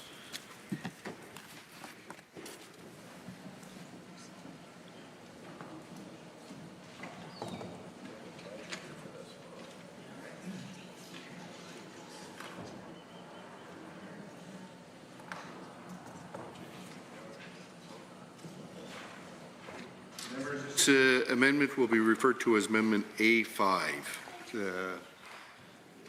Member from Bonnyville Cold Lake St. Paul can proceed. I'm introducing an amendment to the reasonable limit clause in the Alberta Bill of Rights Amendment Act 2024. This amendment reads, myself to move that Bill 24, Alberta Bill of Rights Amendment Act 2024, be amended in section 4, subsection C as follows. A, in the proposed section 1, subsection 2, by striking out demonstrably justified and substituting demonstrably and proportionally justified based on evidence. B, in the proposed section 1, subsection 3, by striking out demonstrably justified and substituting demonstrably and proportionally justified.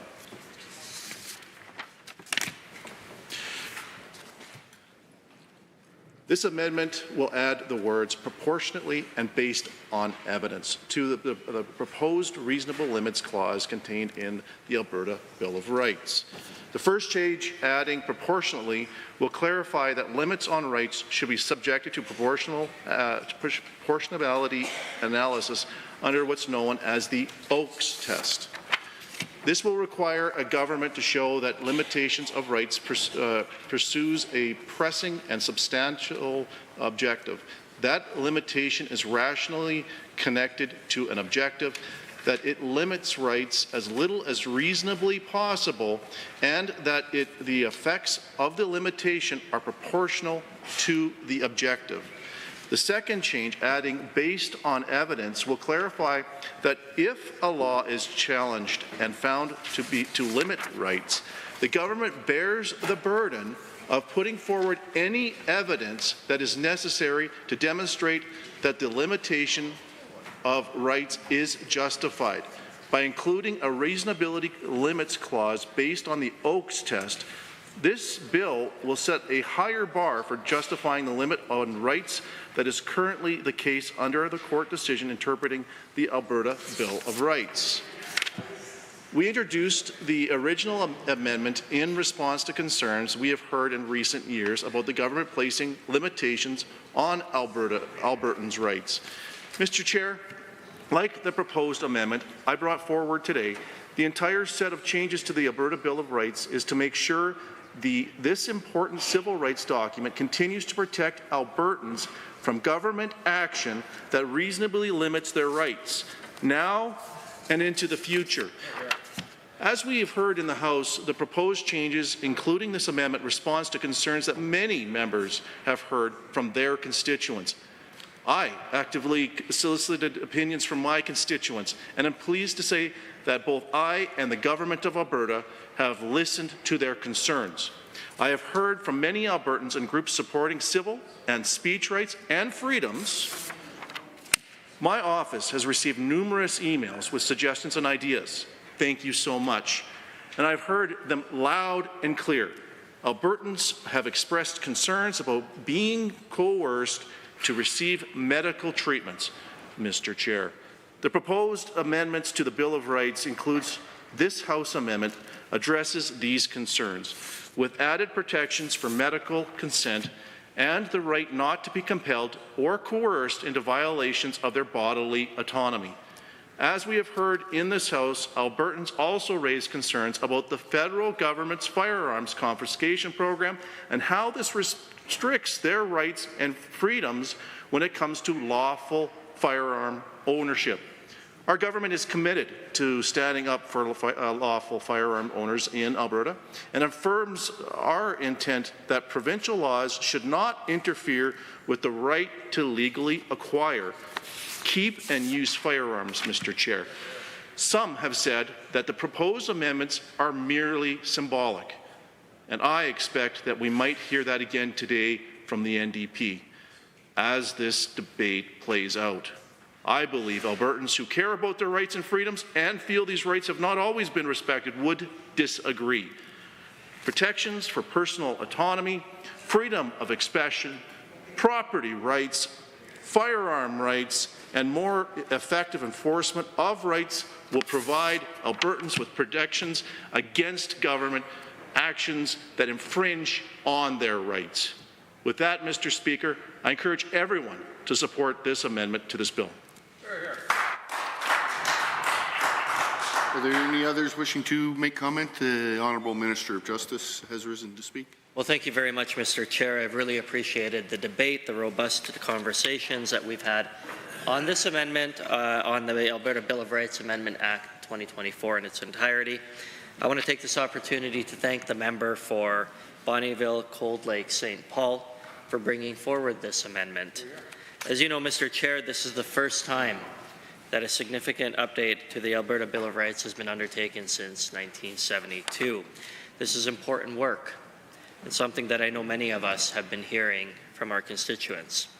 I want to thank everyone for sharing their viewpoints on this bill and for your commitment to ensuring that Albertans have the most robust civil rights document and that their rights and freedoms are respected in this province. With that, Mr. Chair, I will echo my government colleagues and encourage everyone to support this amendment and this bill. This time, I'd like to motion to adjourn debate.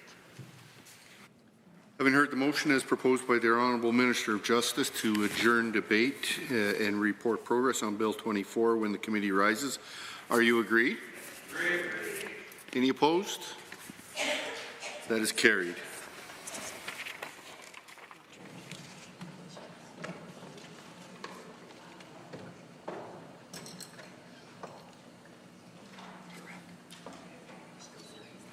We will have under consideration Bill 30, Service Alberta Statutes Amendment Act. Are there any comments, questions, or amendments to be offered with respect to this bill? Member for Edmonton Meadows has risen to speak. Thank you, Mr. Chair. I'm pleased to rise in the House to speak to Bill 30, Service Alberta Statutes Amendment Act 2024.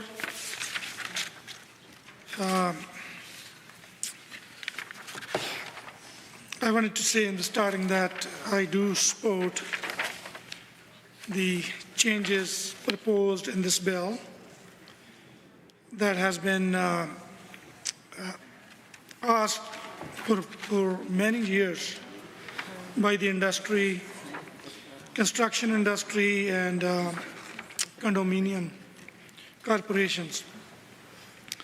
So the few things this bill is doing, it's basically amending 3 acts: the Condominium Property Act, the Prompt Payment and Construction Lien Act, the Public Works Act. Around Condominium Property Act, it is proposing to create another condominium property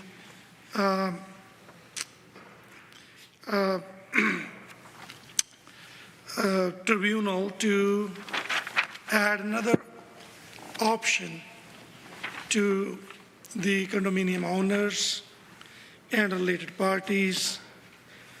In case of disputes, they will have another option. Before, they were just bound by the narrow scope. In lack of resolutions, they could only go to the court.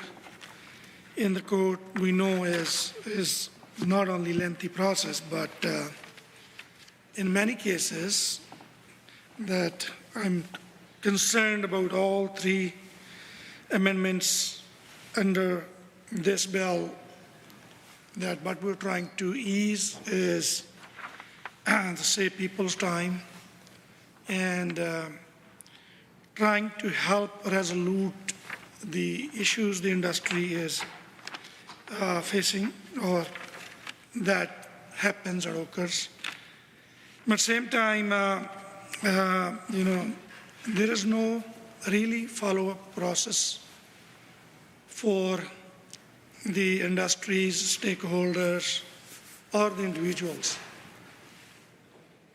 Under the Prompt Payment and Construction Lien Act, I think we are debating this in the House for at least 3 times, I remember that, in the last 4 years. The issue is still pertaining. Sometime we have to discuss this to bring in line with other government laws. And sometimes there are issues that we hear from the stakeholders.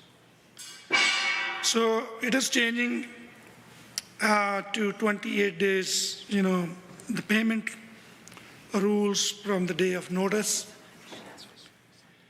And the payment to subcontractors in 35 days, and the subcontract to subcontractor payments 42 days.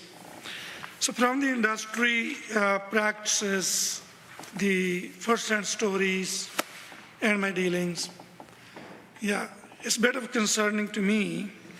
So why we are creating those different segments for these individuals, because they are less effective or powerful. No clue, like what is the reason? If the contractor needs to be paid in 28 days, why the subcontractor for 35 days? And then subcontractors, from subcontractors, another 42 days. If the money is in your account, then those people needs to get paid. So if contractors' operations are affected by not receiving the payments on time, so do the people working on the next level of the operation. So I would really like to see some explanation from the ministry. So what kind of feedback he had? Like, is this either the only one stakeholder's lobby we are working on, or we are trying to address the whole issue in the industry? So that is very important to know. The other thing I really wanted to say, I hear stories from both sides. Like, I ran my own business, small-scale business, where I dealt with thousands of people in 20 years. And they would share their stories. They were in construction industries, they were in trucking industry, they were in a number of different businesses. But same concerns.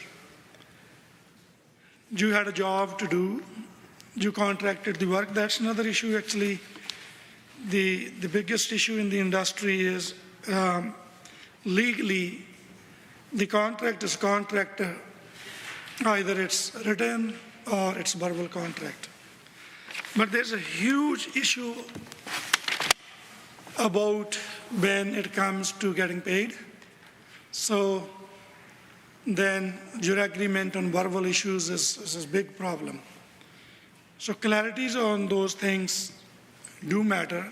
Also, I don't know if the concerns that industry shares is exactly is the responsibility of the service ministry or not. But as a House, as an elected member, it's my duty to bring those feedbacks back to the House. And there are also the project owners. In many cases, the big and effective project owners have a different kind of power or control when it comes to get their projects completed, when it comes to making payments to their contractors, compared to the smaller project owners or the individuals who are getting their work completed. And when their job is not 100% completed, they are just left in the limbo. So no one comes to fix those small problems. Those could be big for the small business owner to complete the job. So there has been stories where the contractor walked away with the money but never showed up to complete their jobs. And the people are left with no options, no choices, to look for other people and to work with those professionals. They're not willing to take on someone else's work. And the other thing I really want to say about I hear from my constituents, the community leagues, and what has been the biggest concern. I'm happy to see the scope of this bill is, expanded to the Crown corporations, but also government need to invest into communities, into government projects, infrastructures, where we can create more jobs, where we can just, help economy going, where we can create more work. We had examples like Calgary Green Lines, very devastating effects. And me and my colleagues in Millwards, three of us, member from Edmonton Millwards, member from Edmonton Lersley, we do attend Millwards President Council's meetings. So one of the biggest concerns in the last 4 years, constantly keep coming up is there's no funding available from the grant programs that used to exist. Their infrastructure is deteriorating. Their projects are planned, but they're not going anywhere because the government has cut the grant programs, even that was CFIF or any other grant programs. So that is impacting communities, that is impacting our constituents. So government also needs to work simultaneously, same time, on those fronts if we want to build a vibrant and healthy community, and if we want to promote fairness in the system. After all, when we are creating this is a good reason, and I see this is a good amendment. That's why I'm supporting, but by creating this legislation is not going to be the problem solved. So it doesn't mean if there are 28 days or 35 days, somebody should notice and know they're going to start getting paid before they were not because there was lack of just clarity. No, this is not the only case. The bad actors are bad actors. The reason why saying our judicial system is very costly and expensive. It is not accessible to everyone. We need to make it to the reach of every single Albertans. I can go on and list number of genuine cases where everyone knows that who is right and what the challenges are, where the problem is, but the problems are not solved because the vulnerable party does not have resources to access the system to get the justice. So this is a very big problem in this province. So with that, I conclude my remarks. I hope when we discuss next time, we can expand the scope of these amendments to other operations in the industry as well. Thank you. Are there any others wishing to speak? Member from Edmonton Decor has risen. Thank you, Mr. Chair. I rise to speak to Bill 30, Service Alberta Statute Amendment Act. And I will speak to the element related to prompt payment and the implications that it has on Albertans if we don't close the existing loopholes. 36% of people in Edmonton are renters. So basically, I'm talking about 360,000 renters in the capital region. What that means, these are people who have experienced an increasing rent.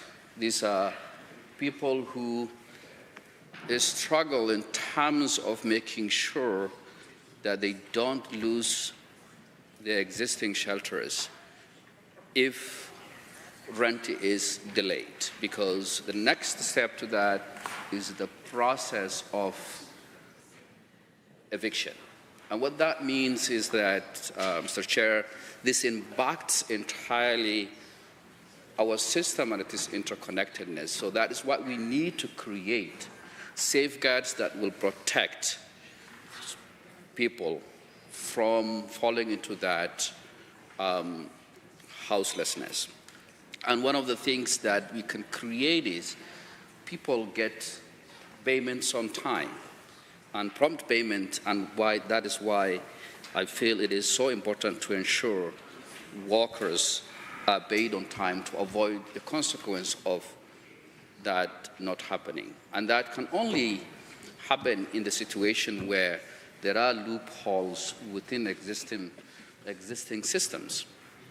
And this legislation is the area where we need to address. Mr. Chair, as we know that the province is facing, is now the highest, based on the data from yesterday, experiencing the highest inflation rate. And cities of Edmonton and Calgary have the highest in the country. In fact, higher than Vancouver, which is a very expensive city, and higher than an inflation that is higher than Toronto, which is so expensive. So what that means is that any situation that puts people, workers, into a situation where they cannot meet their financial obligations, they fall into difficulties.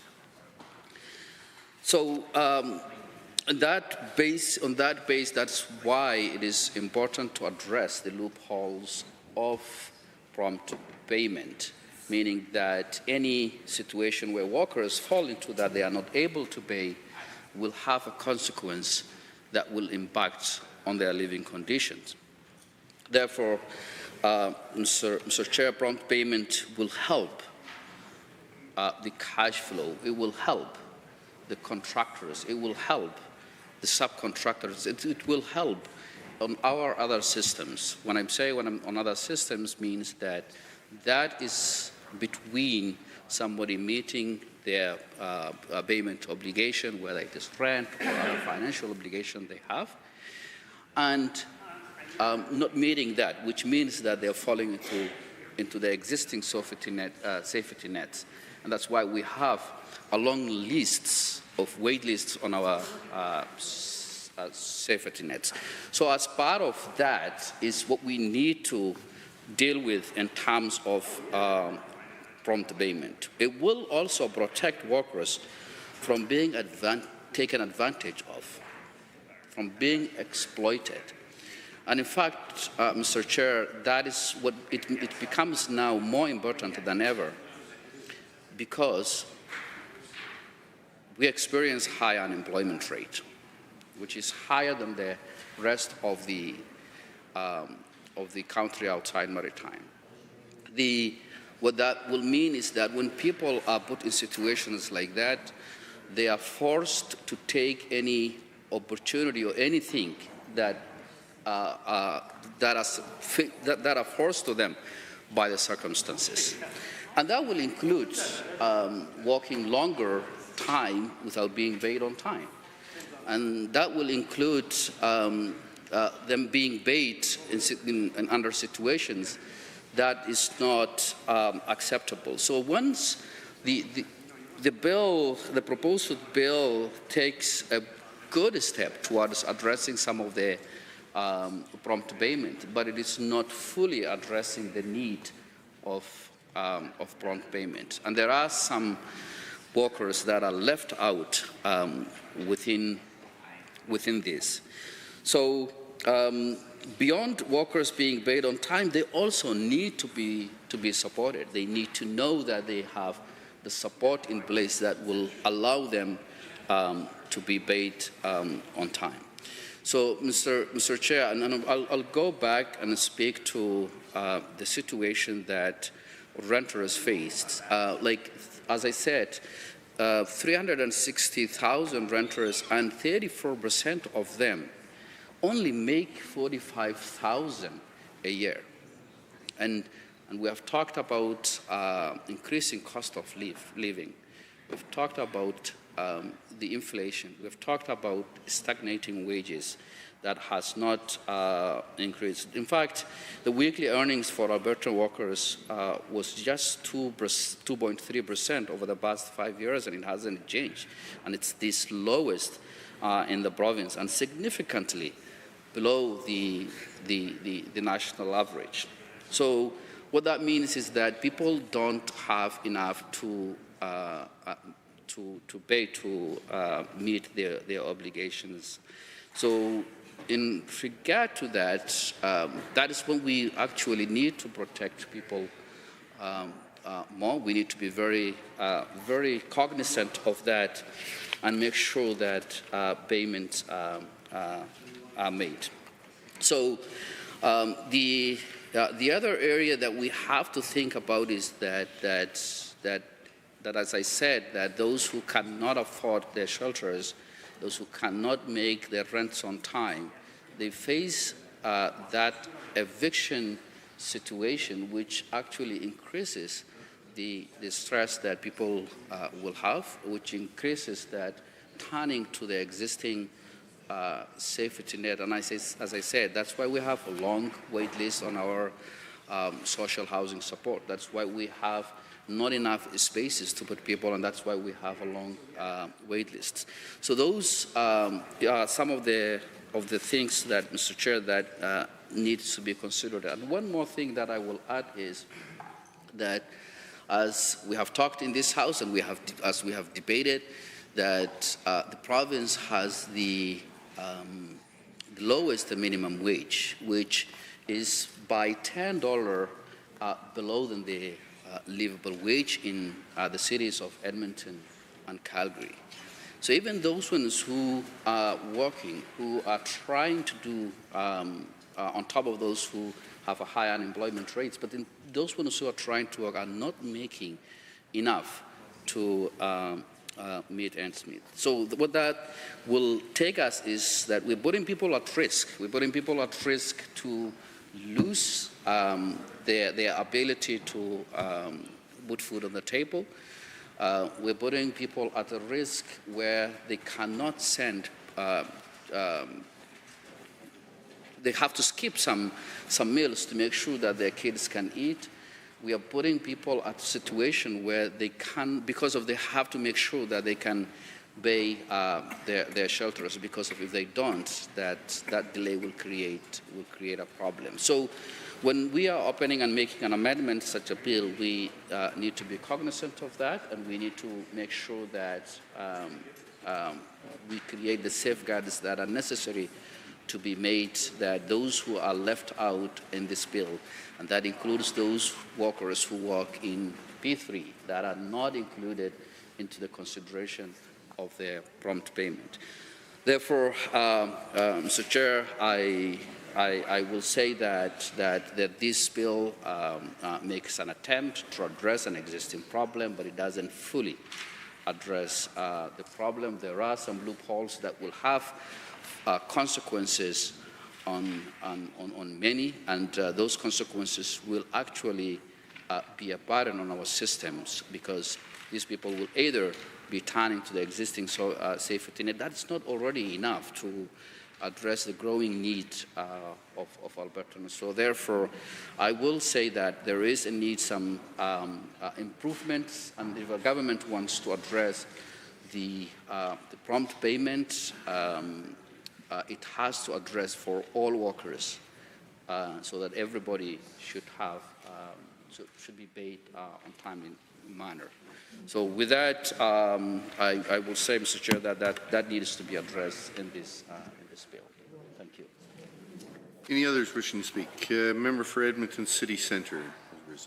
Well, thank you, Mr. Chair. I appreciate the opportunity to rise and speak to Bill 30, the Service Alberta Statutes Amendment Act. Now, Mr. Chair, I want to speak specifically about the amendments in here to the Condominium Property Act. Now, representing the constituents I do, Edmonton City Centre, there are more than a few condominium buildings and properties here in my constituency. I have myself been an owner of a condominium property. I had a condominium that I bought back in 2008 over in Queen Mary Park, moved over into a fourplex, which has a similar structure of ownership, in 2016. And shortly after I moved into that building in 2008, I took the step of joining the condo board in my building. This is an experience I think that many Albertans have had. Some might call it a baptism by fire. Certainly it is perhaps serving on a condo board is one of the chief things which deters people from further explorations into the world of political representation. But what I can say, is it is an essential part of ownership in a condominium building. We have to have some form of governance. And so certainly we have systems that have been set up here in the province over the years, and there are the elections and there are all those pieces, so it is democratic. But the challenge, Mr. Chair, is that, unlike ourselves, where we have some very robust systems in place to conduct our elections, to ensure that things are done properly, to provide resolution to dispute. Indeed, the fact that we are here in this chamber today, just look around at all of the supports, the services, the staff that are here to support us in doing our work as representatives. When it comes to condominium boards, those individuals are volunteering their time and have a very limited level of support. They have their property management company, and those will be of admittedly varying qualities, some better than others in terms of the level of support they're able to provide, and based on the budget that they're able to have in terms of the condo fees that are collected. And it can be a very challenging thing to oversee, Mr. Chair, in a volunteer position for individuals who don't necessarily themselves have deep education in the legalities and all the different pieces of the Condo Act. Again, property management company is there to provide some of that support. But it is a big job. And it can be very significant because in many of these cases, when you're talking about these larger buildings, you're dealing with hundreds of thousands, potentially millions of dollars of investment. Not to mention the challenges that come then when repairs need to be made, for the furnace or boiler needs to be replaced, the balconies, special assessments. Essentially, they are being asked to do the work we do without the support of a party, without the support of a lot of this infrastructure. Mr. Chair, you know, we've all heard the tenor of the conversations when there's talk from a provincial government about raising taxes. Imagine what it's like for those folks on those condominium boards when they have to deal with the fact that pieces of their infrastructure are crumbling and there is no way to pay for it other than to levy a special assessment. It can be challenging, Mr. Chair, and I know I've been in those shoes and I've sat in that chair. From the other side, Mr. Chair, it can be challenging in a condominium building as an owner. When you have bought into that property, when you may not necessarily have a position on that board, it's possible that in the election of the people that are on the board, you did not get the people elected to that board that you'd hoped. You can have varying levels of success in terms of the communication that's available, the quality of that representation, your relationship with the property management company, and of course these are all individuals, Mr. Chair, who are also just trying to go about their lives, who are working full-time jobs, have families, have all sorts of other responsibilities, and again, they themselves are likely not lawyers who are well versed in the ins and outs of the legalities of the Condominium Act. So there's a lot to negotiate in this, Mr. Chair, and there's a lot of opportunities for there to be conflicts, misunderstanding, miscommunication, and indeed, Mr. Chair, as we know, I think in all systems of governance, there is the opportunity for bad actors who make poor decisions that don't actually reflect what is in the best interest of the people that they are representing. So the challenge then, Mr. Chair, is how do we resolve those situations? Well, for a lot of years, Alberta has been a bit of an outlier in that generally the only recourse people have outside of reaching out to their board members, trying to use the systems that are in place, reaching out to the property management company, outside of that, if they came to an impasse, their only choice, their only decision they could make was to go to court. And, Mr. Chair, that is an incredibly difficult, daunting, expensive thing. Imagine if you are the owner of a condominium, you're hit with a special assessment of tens of thousands of dollars. If you want to dispute that, if you have a concern with that or with anything, the only way to resolve that, if you cannot do so through the proper channels, is then to spend tens of thousands of dollars more to go through court. Or if you've been levied a fine and you have a dispute with that. Because again, Mr. Chair, there are no systems available. If I get a traffic fine, I have the opportunity, I can go to court and I can plead my case. There's a traffic court. Hey, I can just go and see a justice of the peace and not even have to go through the whole court process to discuss and talk about that traffic ticket, raise my concerns, perhaps reduce the fine or get it taken away. If I receive a fine from my condominium corporation up until now, and I dispute that fine, I can write to the board, I can write to the property management company, but if I want to dispute it beyond that, if they are not amenable to hearing what I have to say, my only choice then is to spend thousands more dollars to actually go to court. And this is not practical, Mr. Chair. It's not good for our court system to have to handle those kinds of minor affairs if they could be resolved in a different way. We already know our court systems are significantly backlogged. They're under a good deal of pressure.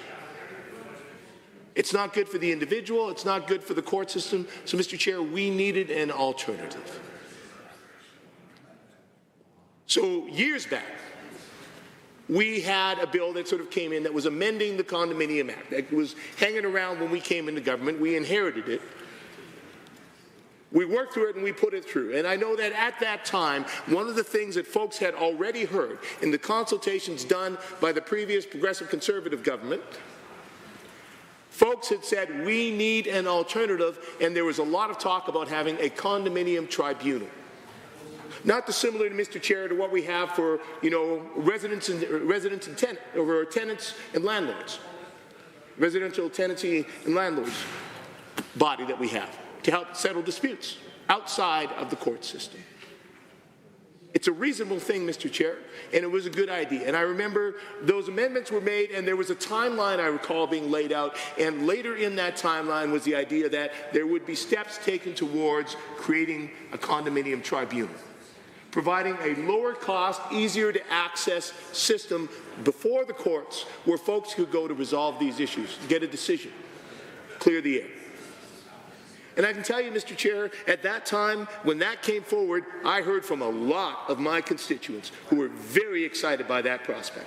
Because it's interesting, Mr. Chair, one of the things that we do get in my office is correspondence from folks who are in exactly this situation, who are on the board and have concerns or issues with another board member or with another owner in the building, and they're trying to figure out how to resolve things from there. Or from a owner in a building who is going the other way, and they have concerns with things that are happening in their building, with special assessments or other issues. And they're asking me as an MLA to help. And it's unfortunate I have to explain to them that I can't get involved in those kinds of disputes. I can show them sort of how the legislation works, what the alternatives are. I can help try to connect them to resources and supports in the community, perhaps a community legal center if that might work for them. But what we have here, Mr. Chair, once folks I've been talking with heard there is the possibility of a condominium tribunal system, they were incredibly excited for that opportunity. It's taken us a little while to get here, Mr. Chair. I can tell you, I was just going through my inbox and searching back, through 2020, 2021, folks reaching out and concerned and telling them, while there has been work and consultation done around bringing forward a condominium tribunal, we're not sure where it's at yet. We're waiting to see where direction is. So I am very, very happy, and I thank the Minister of Service, Alberta, for taking this action now to move us forward to get this into place. This is a good and positive step for Albertans. So with this bill, the Condominium Property Act is going to be amended. We're going to establish that quasi-judicial condo dispute resolution tribunal. They'll be able to hear cases. They'll be able to adjudicate and mediate some of these common legal conflicts, some of these compliance issues. It's going to help streamline a lot of these disputes. It's going to be incredibly helpful, Mr. Chair, to lower the temperatures. There's nothing worse, Mr. Chair, than having a fight like this happening in a building where you all got to live together. It can be incredibly acrimonious. And then when you add into that the only option then is to take that to court, and who knows how long that's going to drag out, and that's going to go on, this can have a major impact on the quality of life for a lot of people. So streamlining this process, offering a place where we can bring the temperature down, where the stakes are a little lower, that's going to make a big difference for tens of thousands, if not hundreds of thousands of Albertans who live in condominium buildings. Now, the government has earmarked an approximate about $8 million to set up this tribunal system. I'll be honest, Mr. Chair, I can't speak to whether that is an adequate sum. It sounds like a good amount to get things started. I would have to take a little closer look at the numbers and get a sense of sort of how, with the residential sort of tribunals and stuff, how those operate, that sort of thing. But $8 million it strikes me as it's likely a reasonable amount to get the system set up, running, and put the folks in place. Because that is the other question with this, Mr. Chair, is we want to ensure that this tribunal is going to have the capacity to genuinely make an impact, to relieve the court system and be able to take on the burden of what's there. And I can recognize, Mr. Chair, it's probably going to take a little bit of time for this to ramp up, for it to kind of get the system humming. But I think of situations like in the province of Ontario right now, where they are having real problems with their residential landlord resolution system, where it's taking months and months and months just to get a case in, to get it heard, to get it considered. And so when folks have tenants who have not been paying rent for a considerable length of time, and then the different delays and piece, it can take a very, very long time to resolve a situation. So I'm certainly hoping that we're going to be considering that, and that the minister is considering that as we move forward, to ensure that we have an appropriate level of funding, that we will be able to handle the capacity of claims. Because I can imagine, Mr. Chair, that once this gets stood up and running, it's going to be inundated. We have no shortage of condominiums, and hey, we're all humans, so there's no shortage of conflict in those condominiums. So certainly want to ensure that we are providing a good level of capacity for that intake, that initial push, to be able to take that in, and of course thinking about what's going to be reasonable level of operating funds to be able to keep that moving over time.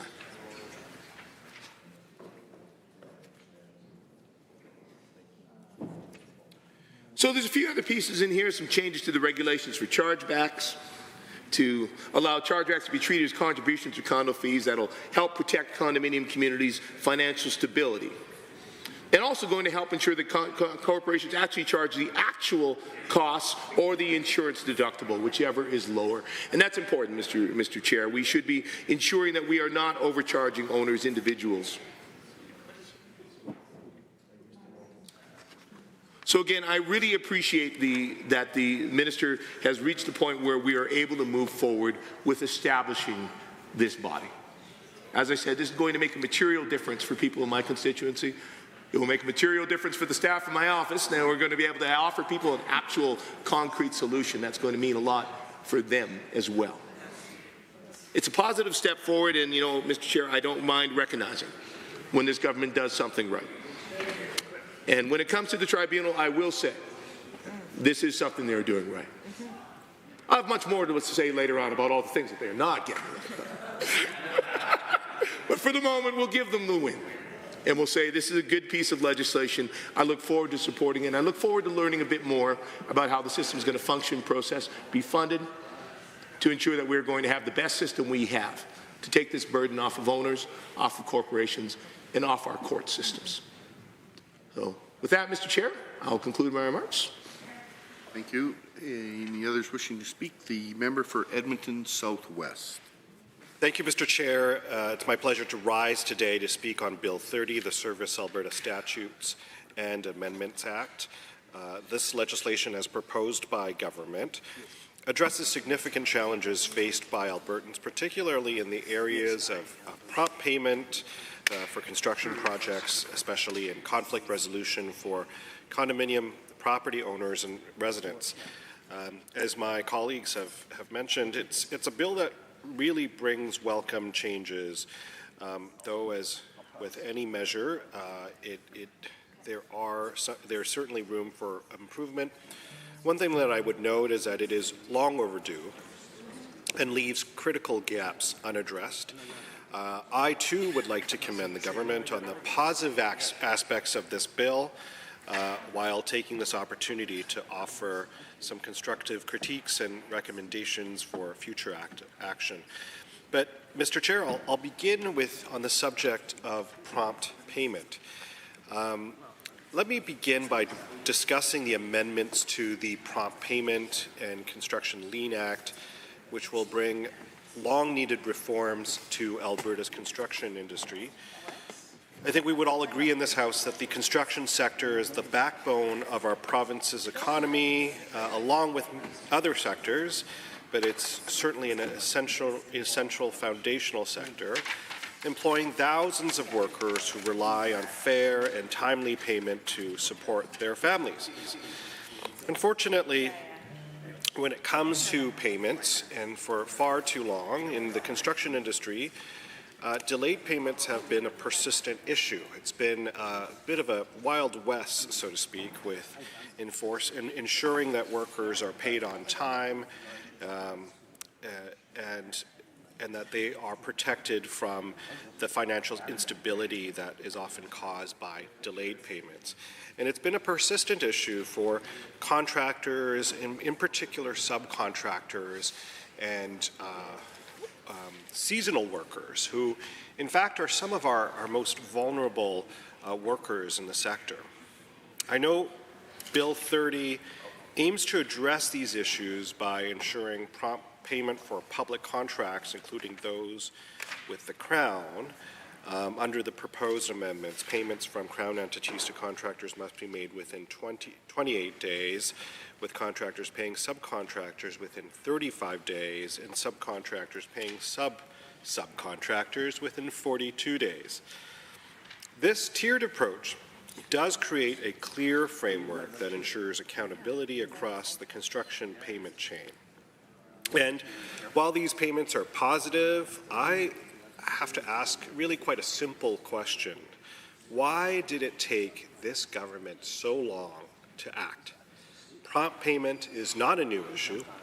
Other jurisdictions such as Ontario, Saskatchewan, Manitoba, and New Brunswick have already implemented similar measures. Even the federal government has acted, introducing prompt payment legislation that applies to federal contracts. Alberta, meanwhile, has lagged behind, leaving contractors and workers vulnerable to unfair practices for far too long. It's a fair question, Mr. Chair, because Albertans expect this government, any government, certainly Alberta's government, to act promptly and to act in their interests. Mr. Speaker, on this side of the House, we have a strong record of advocating for prompt payment. And in fact, in 2016, while in government, the then NDP government introduced prompt payment clauses into government contracts and even set up a 1-800 hotline for subcontractors to report unpaid wages. I'm proud to say that on this side of the House, we campaigned on this issue again in 2019 because we understand that workers deserve to be paid on time, paid decently for their labor. And while I'm glad to see this government finally taking action, the delay has been costly for so many Alberta families and businesses. And I think, moreover, there are questions that remain unanswered. Why do payment timelines differ between tiers? For example, if the Crown has 28 days to pay contractors, why do subcontractors have to wait an additional 7 days for payment, and subcontractors have to wait another 7 days on top of that? In Ontario, contractors and subcontractors operate on much tighter timelines, with payments required within 7 days of receiving funds. And I think these inconsistencies, when compared to other jurisdictions, merit further scrutiny, and I hope the government will clarify its rationale in the other processes of this debate. I want to then now turn our attention to the amendments in the Condominium Property Act. First of all, I do want to commend the government for addressing a long-standing gap in Alberta's housing framework. Condominium living is becoming increasingly popular in our province. It's one of the most affordable kinds of housing that many folks can get into as an owner. And so, as the member for Edmonton Southwest, I can say that there are many, and hundreds, if not thousands, of condos, condo buildings at Edmonton Southwest, lots of young families and lots of young Albertans, or Albertans of all ages, choosing to buy condominiums. And so this is an issue I've certainly heard firsthand. There have been constituents who have come forward complaining about the often lengthy and very costly process to resolve a dispute with their condominium board as an owner. And so I have to say that this particular legislation and the changes proposed, particularly with the tribunal system that is brought forward, is welcome. But what I would say, I knew there was going to be a but. there is always a but. But again, I think the question that Bear is asking is, why did it take this government 5 years of consultation to finally take action, to finally bring this legislation to fruition. Let me talk about why a tribunal system is so incredibly important. Conflicts between condominium residents, property owners, and boards often have, as many of those in this House who have dealt with similar or been corresponding with similar constituents will know that it's very difficult and very challenging to resolve. And their residents are often left with no recourse other than costly and time-consuming legal action. And as my colleague has already mentioned, that is an inefficient process, not only for condominium owners as well as board corporations, but also for our court system, because it unfairly clogs up our legal system that can, frankly, be left to address other issues. And so the establishment of a tribunal system is a step in the right direction. This quasi-judicial body will provide, or has the potential to provide, a fair, accessible, and cost-effective mechanisms for resolving disputes ranging from compliance issues to disagreements over fees or common area responsibilities. Other provinces, such as Ontario and British Columbia, have already implemented similar systems with great success, offering Albertans a model perhaps to consider and to follow. One thing that is unclear in this legislation is whether we are able to avoid some of the challenges that we have seen in British Columbia and Ontario pertaining to delays.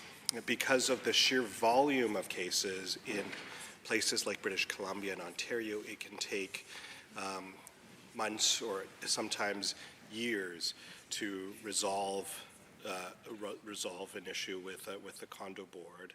And I think it is incredibly important that as we consider and debate this legislation, that we are able to ensure that those who bring a complaint forward to the tribunal system are able to get it resolved in a timely way. But Mr. Chair, the tribunal system in concept, while as I mentioned, the devil's often in the details and there are issues to be worked out. It is certainly not perfect, but I think the concept of a tribunal system, if implemented correctly, will not only reduce the financial and emotional burden of legal proceedings, but also foster greater accountability amongst condominium boards, property managers, issues perhaps such as noisy neighbors, unauthorized smoking, or other kinds of things that do not require full legal action, but still demand serious attention, may at some point in the future be appropriate matters to bring before the tribunal, certainly recognizing that the tribunal and in its implementation will require a tiered approach, and speaking to stakeholders, including industry professionals in the condominium industry, I understand that they are recommending a slow and steady but progressive approach in developing the tribunal system, which I certainly advocate for as one of their representatives.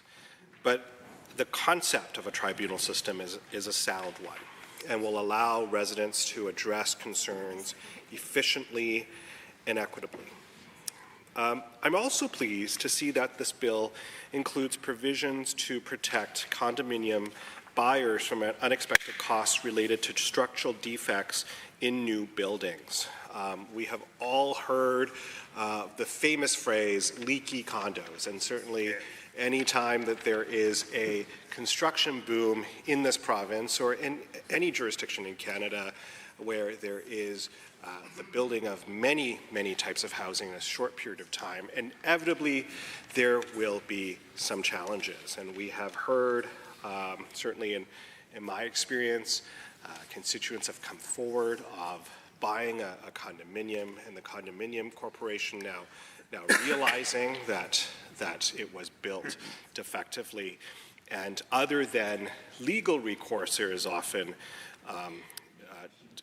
which is costly certainly to resolve, but in terms of legislation, it isn't always clear what sorts of protections are afforded to condominium corporations and its owners. And so this is a welcome provision.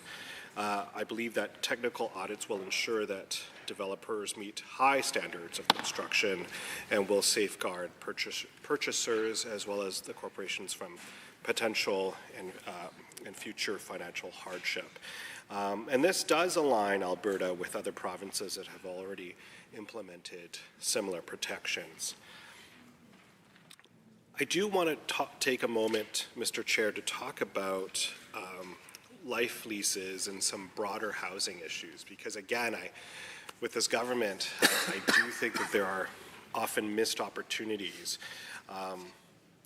It's as though this government doesn't fully sort of think through all of their pieces of legislation, and isn't always as thorough as they could be. And so while I support the positive changes introduced in this bill, I also feel like there is a missed opportunity when it comes to life leases. We did see specific life lease legislation earlier in the spring. Unfortunately, as I've spoken at that time, there were missed opportunities there to address some of the challenges for seniors and others who are living in a life lease situation. And so this legislation perhaps could have resolved some of the gaps that the legislation in the spring did not address, and I'm disappointed that the government didn't take an opportunity to perhaps add additional provisions to ensure that life leases can be and the protections can be further augmented. I also want to mention, Mr. Chair, that this bill does little to address Alberta's broader housing crisis. While the tribunal system and the technical audits will certainly be positive, they do not address the skyrocketing costs of housing and rent that are pricing so many Albertans out of their homes, and housing affordability remains one of the most pressing issues in our province. I'm very proud that my colleague, the member from Edmonton Highlands Norwood, had previously introduced a bill to ensure that rents are capped, and again, I think this could have been an opportunity to ensure that there are some protections for renters as well, which we do not see. I think what Albertans are expecting is they're expecting this government to take bold action on housing to ensure that all of us, every Albertan, has access to safe and affordable housing. So let me just end perhaps with a discussion around the broader context of this bill. It's important, I believe, Mr. Chair, to situate this bill with the broader context of this government's record on workers and housing. While there are good things about this bill, and I'll say first that I intend to support it, and while the prompt payment provisions are a step in the right direction, they do not erase the harm caused by this government's attacks on workers' rights. Over the past several years, we have seen the UCP slash overtime and holiday pay, restrict workers' ability to organize, undermine workplace safety standards, and these actions have made life harder for working families across Alberta. And similarly, while the amendments to the Condominium Property Act address certain challenges, they do not address the root causes of Alberta's housing affordability crisis. Under this government, our province has experienced some of the highest increases in housing and rental costs in the country. It bears repeating that families are struggling to make ends meet and young Albertans are finding it increasingly difficult to enter the housing market. And so while this bill is helpful in some respects, there are missed opportunities. And there are missed opportunities to address some of the long-standing systemic issues related to housing. And so, Mr. Chair, as we debate this bill, I urge this government to consider additional measures that would support Alberta workers and residents.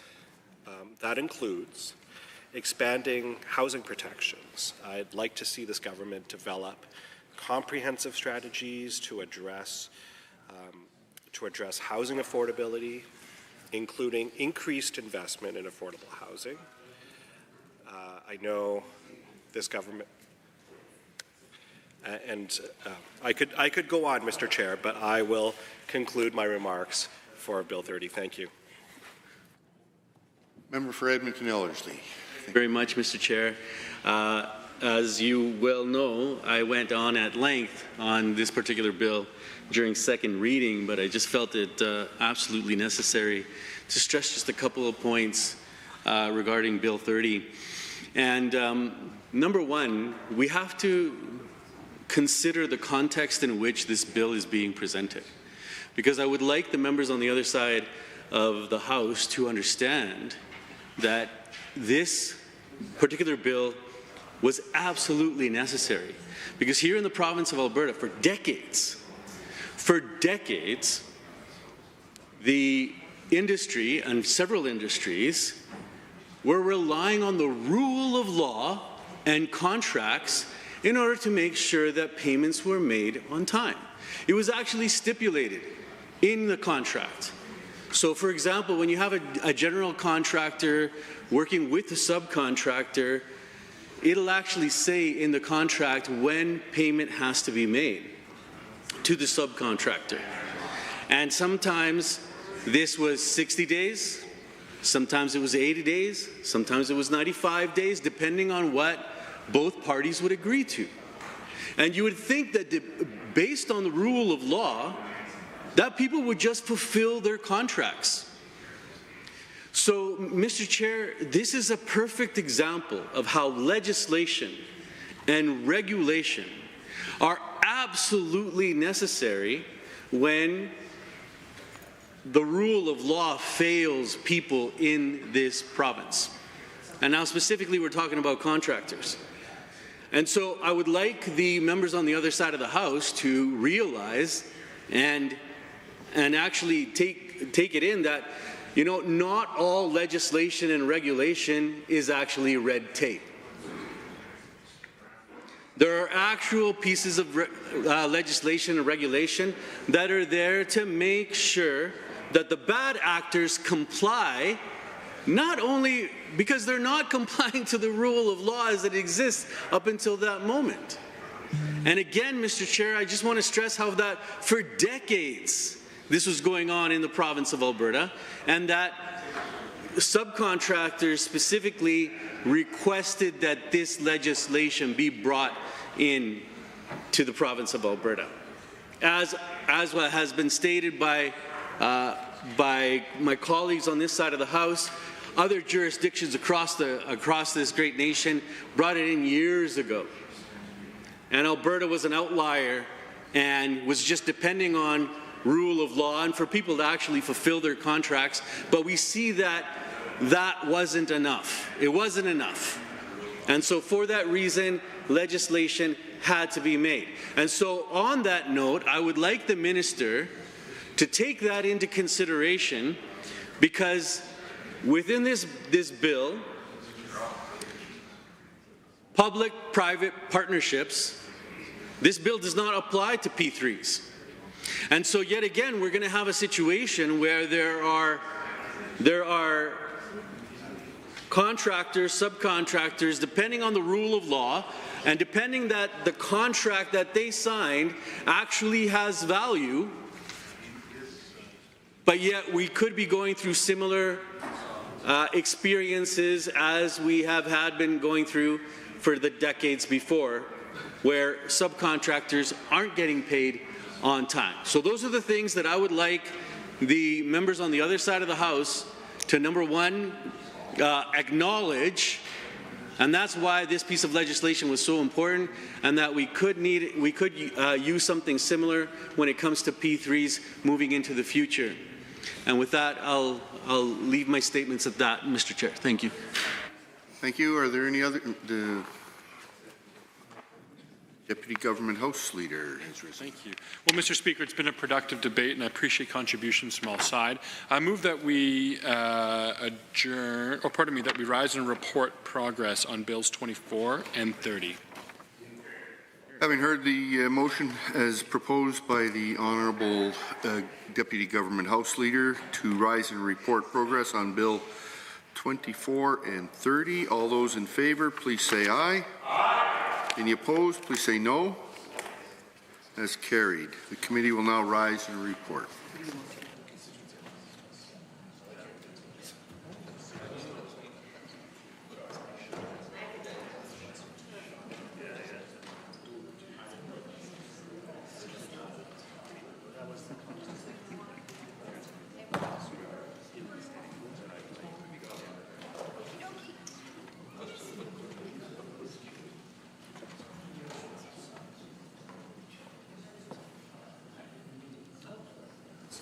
Member for Bonnyville, Cold Lake, St. Paul. Thank you, Mr. Speaker. The Committee of the Whole has under consideration certain bills. And the committee reports progress on the following bills: Bill 24, Bill 30. Mr. Speaker, I wish to table copies of all amendments considered by the Committee of the Whole on this date for the official records of the Assembly. Does the Assembly concur in the report? All those in favour, please say aye. Aye. Any opposed, please say no. So ordered. For second reading, Bill 29, Fairness and Safety in Sport Act. Adjourned debate. Honourable Mr. Williams.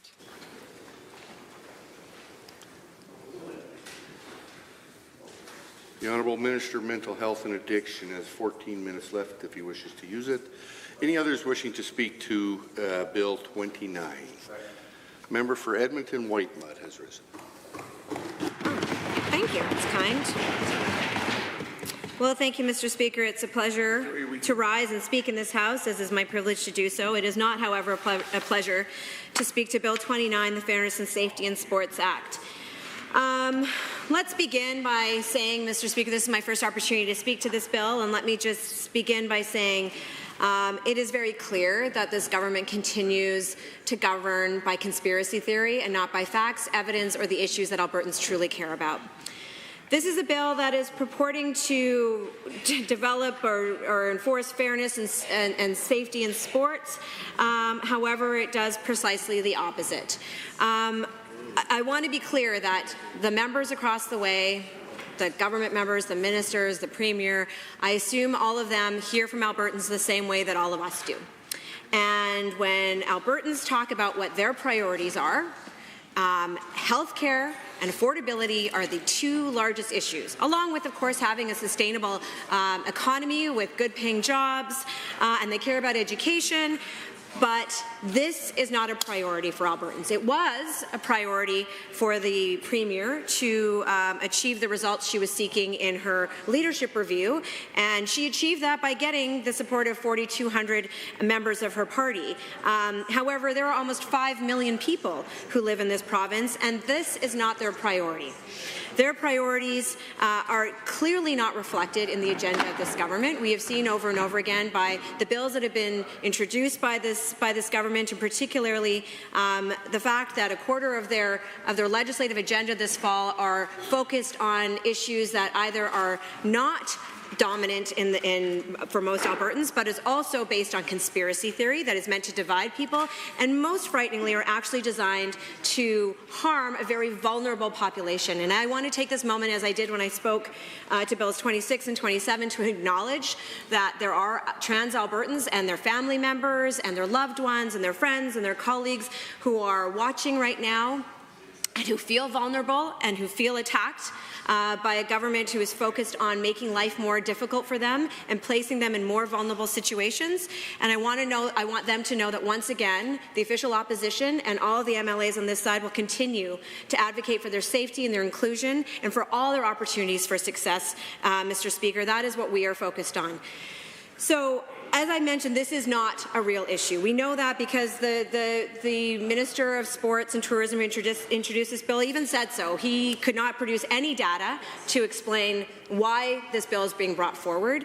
He couldn't outline any number of apparently transgender athletes that are in women's sports. There was no research need or evidence need that brought this forward, but this is based on satisfying conspiracy theorists within the governing party's base, and then they've done that, Mr. Speaker. So let's go over what this bill does. Ironically, although the Minister and the government and the Premier will talk about what this bill does, very little of it is actually contained in this bill itself. The bill primarily requires school boards, universities and post-secondary institutions, and provincial sports organizations to maintain policies around fairness and safety, but really specifically they're focused on eligibility. Now, surprisingly, although we know that the Minister has talked about this bill being about establishing, quote, biological female-only divisions, and that sex registration at birth would determine competitive eligibility. None of these terms are actually used within the bill. Where it's really going to happen, Mr. Speaker, which we know it's going to happen, it's going to happen in the regulations. And that's very clear. And let's also be clear that the reason why it's happening in the regulations and not here in the Legislative Assembly is because they want to do this in the cover of darkness. Because regulations don't come before this House. They don't get the transparency of all the readings and the potential amendments and the debate and the questions that happen in this space. Those are going to be hidden in regulations that can be signed off by an order in council. So in those, but we know, because the Minister has said what's going to be in there, it is to establish biological female-only divisions. Now, I would think if we're going to talk about fairness and safety in sport, there's so many other things that we can talk about that will actually have an impact on making sure there is fairness and safety in sport. One of those might be actually making sure that we're doing all we can to encourage more people to participate in sports, more young people in particular. We all recognize the value of sports and recreation for mental health, physical health. We know what it builds in terms of skills and opportunities. We know young people, if they excel in certain sports, get the opportunity to go to post-secondary. They may go on to compete. And of course, Mr. Speaker, just today we were very honoured and privileged to have in this Assembly members of Team Canada who represented our country in the Paris Olympics.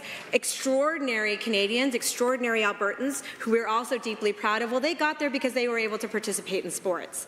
And let's be clear, like, hey, I've got 2 kids who love to play sports. I'm not sure that either of my kids are ever going to become professional or competitive sports players, but they sure do love it. They get to spend time with their friends and their peers, and they're learning skills, not just about physical skills, but actually how to work as a team. They're learning leadership skills, all the things that we want kids to do. So if we're really truly talking about fairness and safety in sport, we should be talking about how do we encourage more young people to do that. By the way, that also comes with the support for all the infrastructure that's required around sports. If we want more kids to participate in sports, we need to make sure that parents are able to afford those sports, that they're able to have the time to do that. And in a time when we're actually in an affordability crisis in this province, fewer and fewer parents are able to do that. And I'll be honest, even in my family, we had to make some difficult decisions about how many activities my kids could participate in because it is getting very expensive. And I know that I live in relative privilege. So certainly, access to sports is really important. Making sure that we have infrastructure for sports is equally important too. But by the way, this is a government that has, for 5 years, been dramatically underfunding infrastructure, particularly at the municipal level, which goes to things like recreation centres, which goes to things like encouraging spaces for families and kids to participate in sports. So those are the things that should be happening. It's not what's happening here.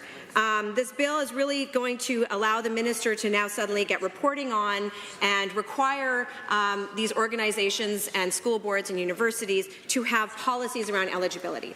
Now, as I said, Mr. Speaker, you're not going to see a lot of this stuff in the actual bill. It's all going to come out in the regulations. But as the minister has said, this is about establishing biological female-only divisions. Now, What's interesting about this bill, there's so many levels to it that are quite offensive, but one of the levels that is offensive is that obviously this is only designed to focus on trans girls and trans women.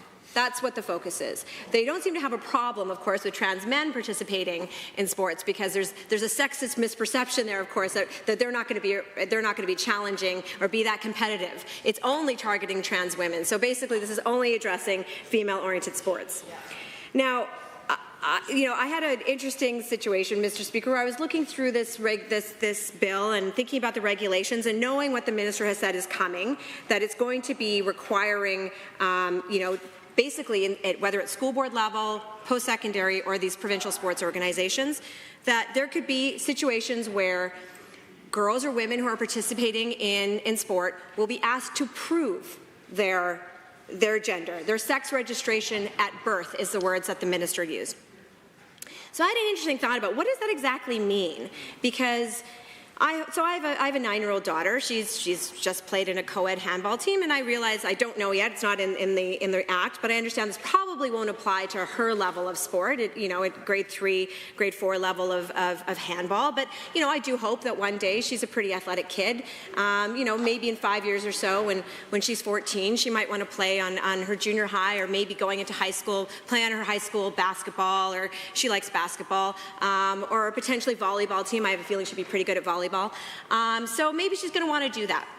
Well, the way this is set up is that if a complaint is made, it would be, and by the way, it's complaint-driven, somebody could complain that my daughter either is playing too well, so they're questioning whether or not she is a girl, or perhaps she doesn't look girlish enough, and so somebody can make a challenge about my 14-year-old daughter and say, prove she's a girl. Now, what's also interesting, Mr. Speaker, is that the language the minister has used is sex registration at birth. Now, that is a different thing, Mr. Speaker, than a birth certificate, right? Because most parents have a birth certificate, not all, because actually you do actually have to pay and fill out the forms and get that, but let's say you have a birth certificate. Now, birth certificates, it's true, by law can be changed, right? So, you can make some changes based on, name changes, and yes, if there has been a sex reassignment, there could be, or gender change on a birth certificate. So I think it's very specific that the minister has used the language of sex registration at birth. Because what that means is they're not actually saying that I could, if a complaint is made about my daughter playing too well or looking not girlish enough, that it won't be sufficient for me to just provide a birth certificate. I actually have to provide sex registration at birth. And what is that, Mr. Speaker? So I did a little digging. And that's actually something that's held by Vital Statistics, Alberta, right? It's actually documentation that they keep when a baby is born, that they register that sex of that child at birth. And that is different than a birth certificate. I don't get that as a parent. That's kept by Vital Statistics. So here's the scenario. Just work with me here through this, Mr. Speaker. So let's talk about the offensiveness, first of all, of somebody making a complaint that my daughter may not look girlish enough or plays too competitively, and they suspect maybe she might be a biological boy. I am now, the school board, at my school board level, is required to ask me as a parent for sex registration at birth. I don't have that. I have a birth certificate. And, by the way, according to this process, they won't trust me as a parent to provide a birth certificate because I could have changed that birth certificate. So I'm not even trusted as a parent to provide proof of the gender of my daughter.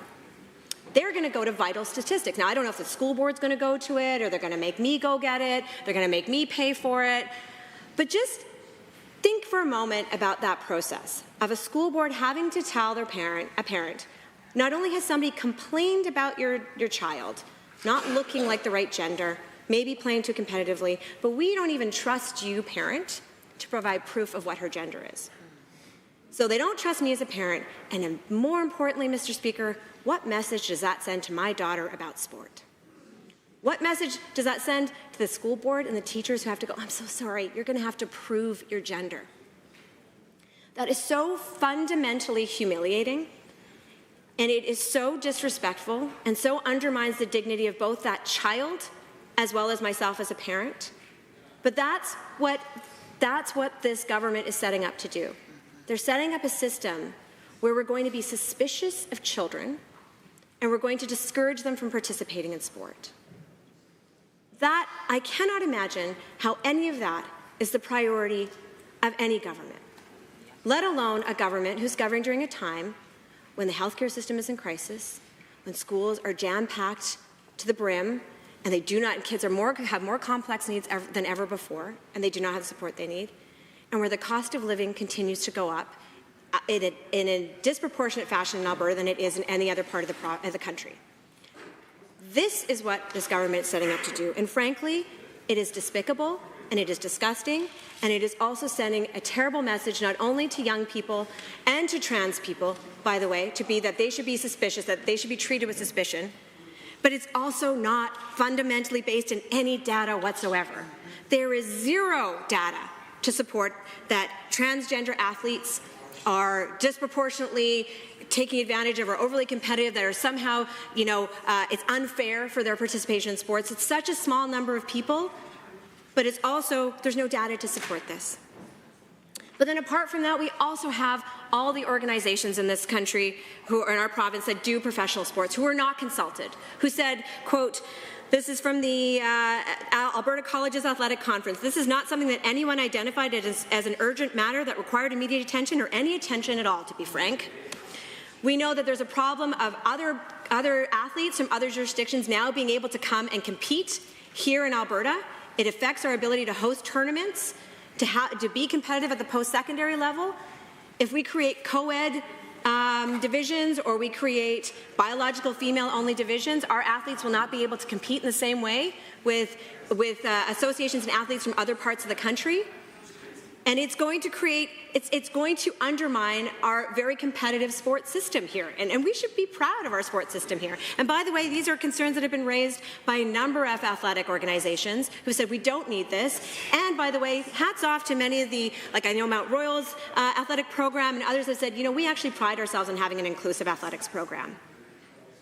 And thank you for them to stand up for their athletes and to make sport an inclusive place, because that's how we attract the best. And that's how we actually develop the best athletes, is by being inclusive and by encouraging safety and fairness in sport, which is not at all what this bill does. So, Mr. Speaker, once again, in this space, we're wasting time on this government's conspiracy theories when we should be spending time on the issues that make a difference to Albertans. And once again, the government has introduced a bill that does nothing like that. Thank you, Mr. Speaker. Thank you.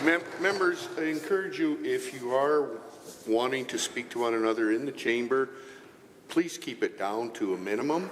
And if you need to go into more discussion, there are lounges available for you to go to. So I will recognize the member from Lacombe-Panoka next, to be followed by Edmonton-Goldbar.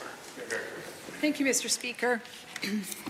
Irene Parlby, one of my favorites and one of the famous five, was an extraordinary woman. She was the first Alberta woman to be appointed a cabinet minister and only the second in Canada. What has made her extraordinary is her insight and her courage. You see, Mr. Speaker, the Supreme Court of Canada, in their interpretation of the British North America Act, ruled in 1928 that when Mrs. Parlby was 60 years old, women were not persons. It wasn't until 1927 that the majority of Canadian women could actually vote in federal elections. This was a victory and meant women could also run for office, and this was first realized in 1921 when Agnes MacPhail became the first Canadian woman elected to the House of Commons. Hear, hear. As much as this was a win, women were still excluded from the Senate as they were deemed non-persons. It didn't take long for Emily Murphy, Canada's first female judge, to take action. She invited 4 other women to her home right here in Edmonton, and together they sent a letter of petition to the Governor-General of Canada to challenge the interpretation of the word persons in the BNA Act. The issue was directed to the Supreme Court of Canada to consider this question: does the word person in Section 24 of the British North American Act 1867 include female persons? Unfortunately, all 5 justices ruled unanimously on April 24, 1928, that women were not persons under Section 24 of the BNA Act. This was obviously very disappointing, but not the end of this story. The famous five knew they could appeal to the Judicial Committee of the Privy Council in London, England, and they did just that. The Privy Council, after much deliberation, reversed the ruling of the Supreme Court, and on October 18, 1929, women were deemed to be persons and eligible to become members of the Senate of Canada. Lord Sankey himself delivered the decision to the Privy Council and remarked, "The exclusion of women from all public offices is a relic of days more barbarous than ours. And to those who ask why the word persons should include females, the obvious answer is, why should it not?" That was almost 100 years ago that these brave and tireless women persevered simply to be acknowledged as a person. Today, there's a different battle for women's rights, and it's the right to be protected in sport. Women have historically been active in their own category, and there is evidence of women being involved in sporting activities throughout all of history. Even in the modern Olympics, women have been involved since 1900. In recent years, the right for women to be protected in a women's-only category has been threatened and even taken away. Almost daily, there are new reports of women being forced to compete against men with multiple negative consequences. In 2023, Peyton McNabb, a high school volleyball player from North Carolina, was hit with a spiked ball from a transgender woman and sustained significant injuries that still plague her today. She is now speaking out. You see, Mr. Speaker, the male punch is over 160% stronger than the female punch. This is relevant not just for boxing, but also related activities like volleyball. Riley Gaines is another of the most high-profile female athletes we know whose right to fair competition was taken away. A 12-time All-American swimmer, Riley was at the top of her game and ranked second in the country when she came up against a transgender swimmer at the NCAA Division I Women's Swimming Championships. This individual, Leah Thomas, had competed in the men's division through post-secondary years, and partway through these years, transitioned and began to compete against women. Oddly, at that championship race, Riley and Leah tied. This is an extremely rare anomaly in a sport that is timed to the 100th of a second. Sadly, that trophy was given to Leah with no reasonable explanation. Today, Riley is also campaigning full-time for women's rights to fair sport and for biological women to compete exclusively with biological women. Finally, my friend, April Hutchinson, also has a story to tell. April is a record-holding powerlifter, Canadian women's champion, and a 3-time member of our Team Canada. When a transgender woman entered her sport, April was banned for 2 years for speaking out in an attempt to protect women and fairness in her sport, a sport that saved her life.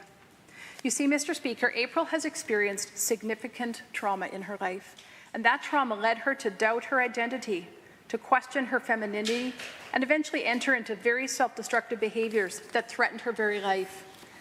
Turning to alcohol, April found she felt better temporarily, and so she drank more until many years later she discovered she had to have alcohol just to function. Thankfully, April went into rehab. She stopped drinking and began powerlifting and found a new purpose in life. When she was suspended from her sport, a sport that saved her life, April was shocked.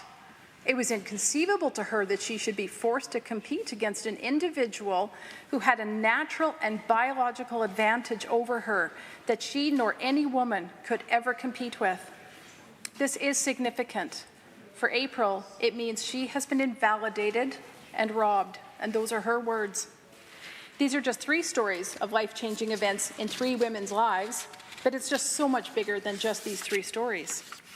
I personally have a friend, Peyton, who joined us here today in the gallery. She's a very talented basketball player on scholarship at one of our post-secondary schools here in Alberta, who walked away from her scholarship and program after receiving a serious concussion from a transgender individual on the basketball court. This is why individuals like Peyton and others are supporting this legislation. A report compiled by Reem Al-Salam, a UN Special Rapporteur on violence against women and girls, was brought before the UN General Assembly this very fall. The report exposed how nearly 900 medals have been lost by more than 600 female athletes in 29 different sports. Critics could respond to this as just merely anecdotal, so let's go a little deeper. Hilton and Lundberg, in their paper entitled Transgender Women in the Female Category of Sport, begin by stating the obvious that males do have a distinct advantage over females in competitive sport. Males typically have a 10 to 50% advantage in performance gap over females, depending on the sport. In activities related to muscle mass and explosive strength, like powerlifting, that performance gap is even more pronounced. In regards to transgender women, the criteria established by the International Olympic Committee, the IOC, in relation to testosterone suppression was examined. Studies showed that even when testosterone is suppressed, the performance gap or muscular advantage enjoyed by transgender women is only minimally reduced. Additionally, Karolinska Institute published the results of researcher Tommy Lundberg examining changes in muscle mass and strength in transgender individuals. The study goes back 5 years to 2019. What Lundberg discovered was that the transgender women did not lose strength at all, despite inhibited testosterone production. In addition, the effect on muscle mass of the transgender women were less pronounced than many people previously thought, losing only 5% of their muscle volume over the thigh muscles. The studies coming out now, and there are many, are showing that in sport, biological men, even if they have transitioned and are suppressing testosterone, still have a significant and measurable advantage over biological women. Mr. Speaker, individuals like Irene Parlby, one of the famous 5 whose picture we see in this very building, are still talked about today, held in high esteem because they were courageous. They knew the truth about women's rights and they acted on it. It is a tremendous and humble privilege to stand on the shoulders of those like Irene Parlby, a former MLA in the area where I now get to serve. Times may change, society may change, but women's rights do not change. Hear, hear. Today, we debate this bill, and today, my beautiful and courageous friend Peyton, who sat in this gallery, supports this bill. And my friend April, a woman who was saved by her sport and is now watching online as we speak, supports this bill.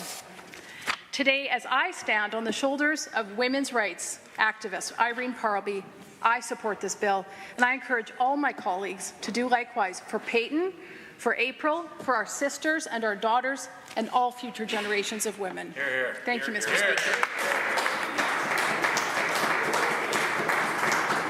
Member for Edmonton Gold Bar. Thank you, Mr. Speaker. It's a pleasure for me to rise and speak to Bill 29 and make three points. One is touching on this issue of science that the member from Lacombe-Pinoca has discussed a little bit. I'd like to rebut some of her arguments. If I get to it, I would also like to highlight some unintended consequences from the government snitch line that the minister is setting up with this bill. And then I hope to end with some helpful suggestions for actually raising the profile of women's sports and doing more to actually create fairness in sport here in the province of Alberta. So with respect to science, we heard the member from Lacombe-Pinoca as well as the Minister for Sport refer to this report by the Special Rapporteur to the United Nations on women and gender-based violence. And there is a quote in there that the member from Lacombe-Pinoca said about the hundreds of medals that have been stripped from women competing in dozens of sports. And so if you look at the footnote for that in the report, that claim is made by an organization called the Women's Liberation Front, which, according to their website, also unapologetically supports abortion on demand. So I look forward to the members opposite also endorsing the other work that the Women's Liberation Front is proposing.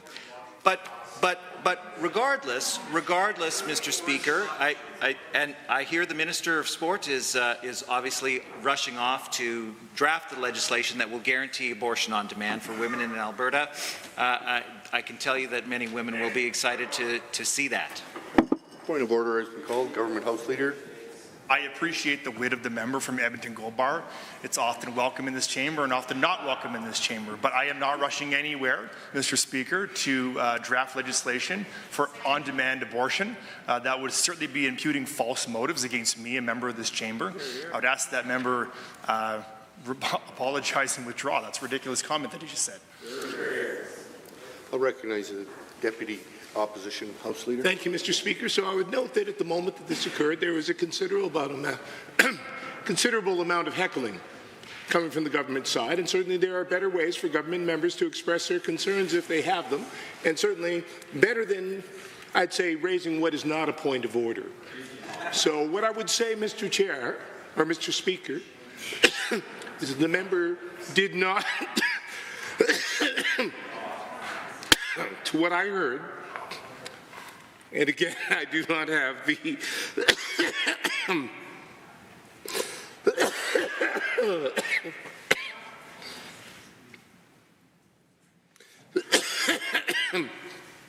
I do not have the benefit of the blues. I heard the member making a joke. I think quite clearly it was humor, despite the fact that the government House Leader, the minister, may not have appreciated that humor. He was not stating unequivocally that this was something that was occurring. Now, again, the members are heckling. While I think most members have remained relatively respectful during this debate. So again, Mr. Chair, from what I heard, and again, I do not have the benefit of the blues, I would not consider this a point of order. Thank you.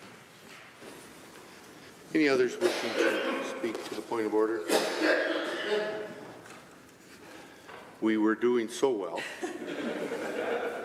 But I will rule that this is not a point of order, but it was skating awfully close to the line. And I recognize the concern that the government House Leader has brought forward, and we have to be very careful that we're not imputing false motives on to one another. And so I would caution the members, all members, to use their discretion and try and ensure that they're not causing problems with regards to orderly conduct within this chamber. Member for Edmonton Gold Park. Well, thank you, Mr. Speaker. I'm always happy to skate close to the line and prove my gender if anybody across the way is concerned about me skating in a league that I don't belong in. But I wanted to get back to this idea, this claim that has been made in this special rapporteur's report about the hundreds of medals that have been lost by women athletes. That comes from an organization called the Women's Liberation Front, allegedly. There's no reference in the report to the actual document that was used to support that claim, nor can you find any such document if you go to the Women's Liberation Front's website. So we can only assume that this number is completely made up because nobody presents any evidence that it actually is supported by any data. You're here. Don't hesitate to interrupt, but the pursuant to Standing Order 4.2, the Assembly stands adjourned until Monday afternoon at 1:30 p.m. Order.